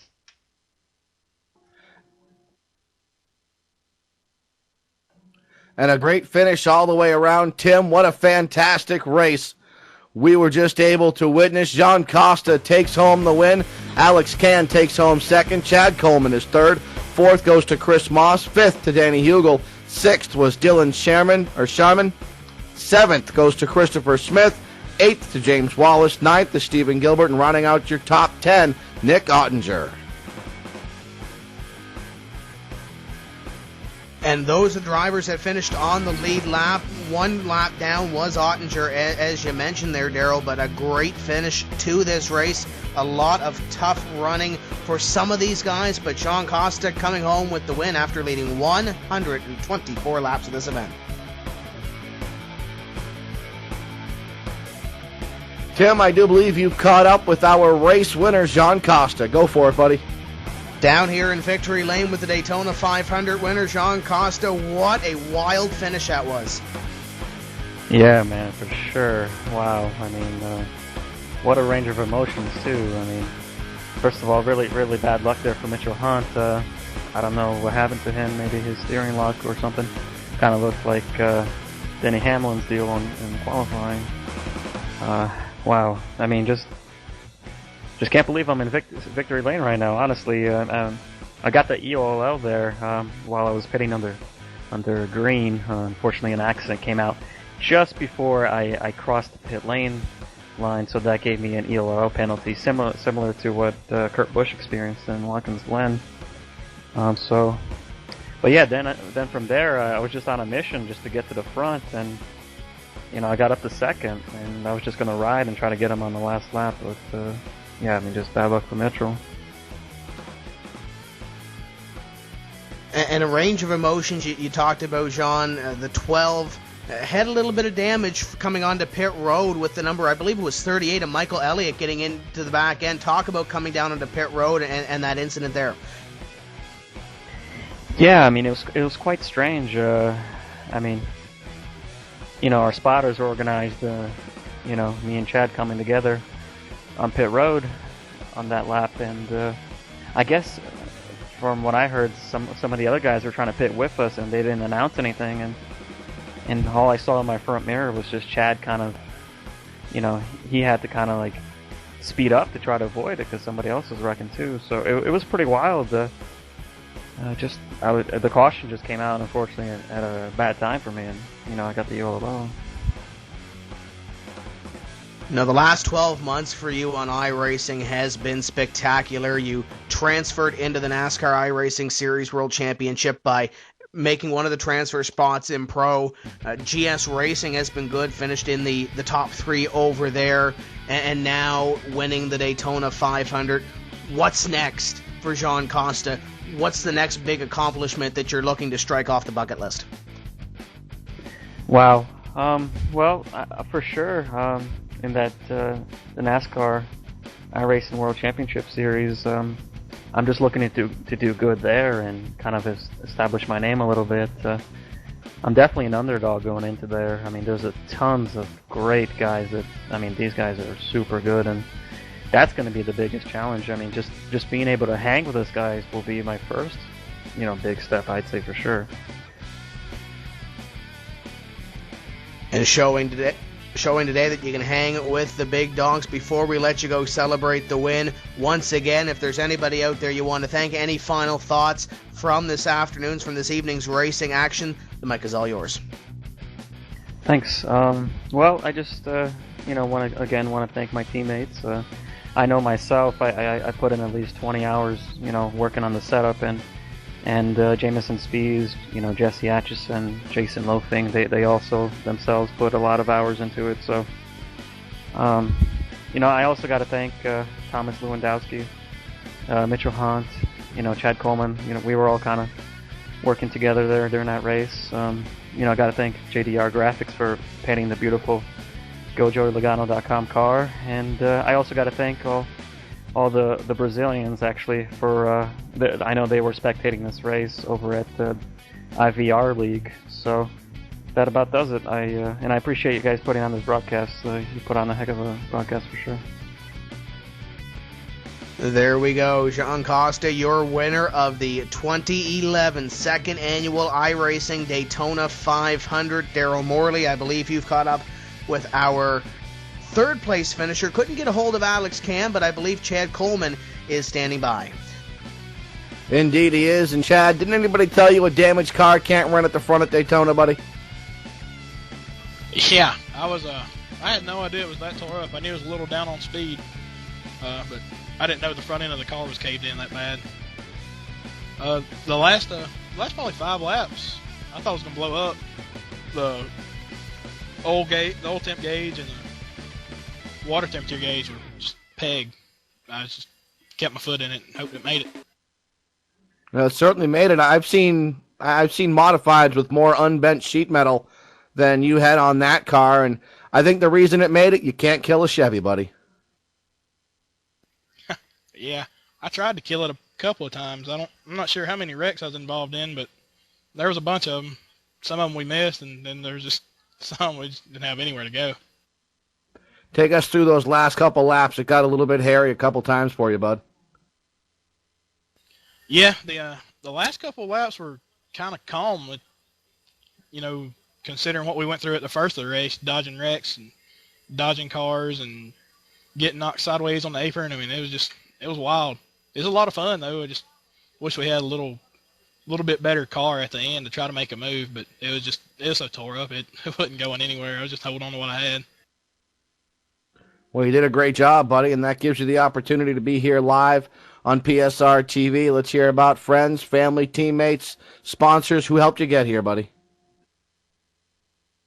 Yeah, got to thank Marty Arnett for his sponsorship for DWC, and Scott Granberg, GSR, for the sponsorship for DWC.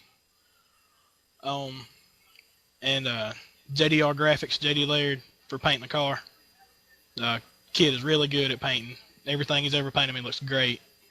And give a shout out to Alan Cryer for spotting for me tonight.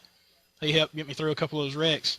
I'd have probably been in a few more of them if he wouldn't have been sitting there watching for me. There you go. That's Chad Coleman. He takes home third place here tonight. We'll pitch it back to Tim Terry, who's caught up with our fourth place finisher, Chris Moss. Tim? Chris Moss coming home in the fourth place position this evening. Chris, talk about your run to the fourth place position. Well, it was a long race. Did a lot of work with the teammates early on. Drafted back in the back with Sean White and William Halliburton. Kind of sat around, dodged a couple wrecks, went through a couple pit stops, and then there just took advantage of one of the quick cautions that went up to the front and kind of hung around the top 10 from then on until that one wreck going into turn 3 kind of put me to the back, and then had to fight back to fourth. Felt pretty good about that. And a close call with a couple of laps left to go in the race. Just behind you, the 4 and the 8 car made contact. What did you see out of the rear view mirror of those two cars with 3 laps to go going towards the inside wall? Well, I really wasn't looking in my mirror too much. I was more looking at the front because, I just wanted to race as close as I could to try and get a run. But I was just glad the smoke was behind me and they didn't clip my fender. Now, 2011, still a young year. What's the goals going ahead for 2011? What's the plan? Where do we see Chris Moss racing? Well, you'll definitely see me at the super speedways. Definitely have the setups and the crew chief and the team for that. We run F&D racing. We have a league on Friday nights that we run super speedways. We've been doing that a long time. Probably got the best crew chief there, Sean White. Does excellent setups.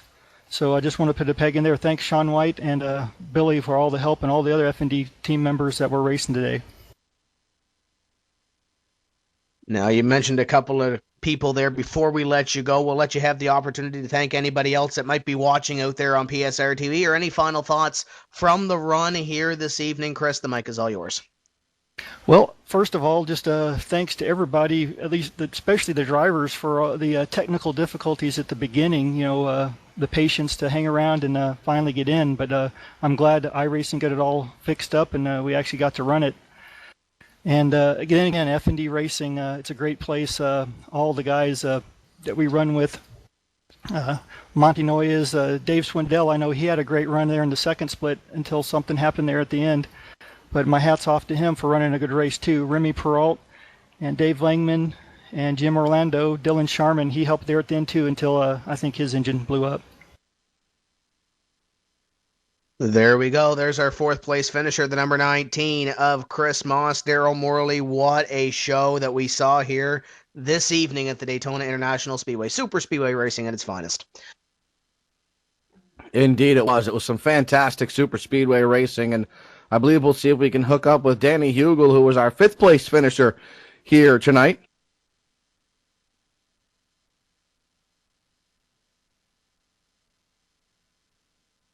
Danny Hugel, this is Daryl with PSR TV. You got me, buddy? Yes, sir. How you guys doing? Oh, we're doing pretty good. Sat here, watched a race, had some fun, although you kind of know that because you were out there, started deep in this field, bud. You found a way to work your way to the front, though. Yeah, it was definitely a roller coaster ride. Followed Steve Gilbert up there pretty quick. He had a pretty fast car and was able to maintain my way up there by avoiding all the big wrecks. You did exactly what you needed to do. Take us through those last few laps. It was pretty hectic. Yeah, I have not been good on the restarts up to that point, and a couple guys got in front of me, and then they try to get the high line going. I just try to stick it to the bottom. Then going into the turn 3 on the final lap, the car behind me got a pretty good run, clipped me in the bumper, was able to save it by hitting him a little bit, and then just held on tight. Sometimes you just kind of close your eyes and hope everything works out for the best. Before we let you go, Danny, let's hear about friends, teammates, sponsors. Who helped you get to where you are, bud? Yeah, I got to thank the main sponsor, NASCOR.org. Go ahead and check them out, NASCOR.org. And we got some sponsorship available on my team. Go to h-hracing.com. And finally, got to thank iRacing and PSR TV for providing a great race. There you go. That's Danny Hugel, 5th place finisher here tonight. And Tim, all in all, a pretty darn good event. Indeed, you're right, Daryl. These guys put on a fantastic show. Of course, John Costa coming away with the win, 124 laps, but a hard-earned victory after having to come from the rear. A little bit of damage after a green flag pit stop. Thomas Lewandowski had a great run here this evening. A lot of great names.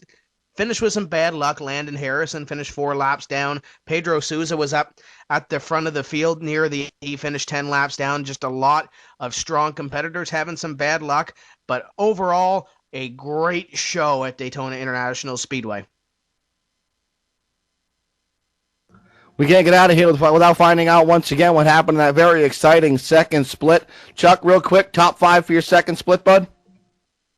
Yeah, Darrell, once all the smoke and pixels had settled over here, it looks like Rodney Kramer is our winner, followed by Rick Savage, Andrew Berger, Danny Hansen, and Joe Guys, rounding out our top 5. This split had 10 cautions for 40 laps, and they managed 10 lead changes among them. And as you saw there, they finished it up in Grand Daytona style. Indeed, they did, and in Grand Daytona style, I'd be willing to bet that all of the splits had some great racing action. That's going to wrap it up for the Daytona 500, presented by iRacing.com. Again, get hooked up with iRacing.com. You can get 3 months for the price of 1. You buy 1 month, you get 3 months free, and you could find yourself involved in next year's Daytona 500. It's all available at iRacing.com, the most sophisticated and realistic simulation available on this planet. And that isn't just my words. That's the words from the people that know. That's the words from the physical world drivers. They've said nothing comes close to iRacing. On behalf of my buddy Tim Terry, PJ Losey, Matt Racing Kid Thomas, Chuck Johnson, Ian Bushing, Ilka Hapla, Zach Stanko, and everybody over here at PSR TV, I'm Daryl Morley. Thanking you so much for tuning in and reminding you, keep it shiny side up and rubber side down, and always, always, always keep that hammer down. We'll see you next time right here on PSR TV.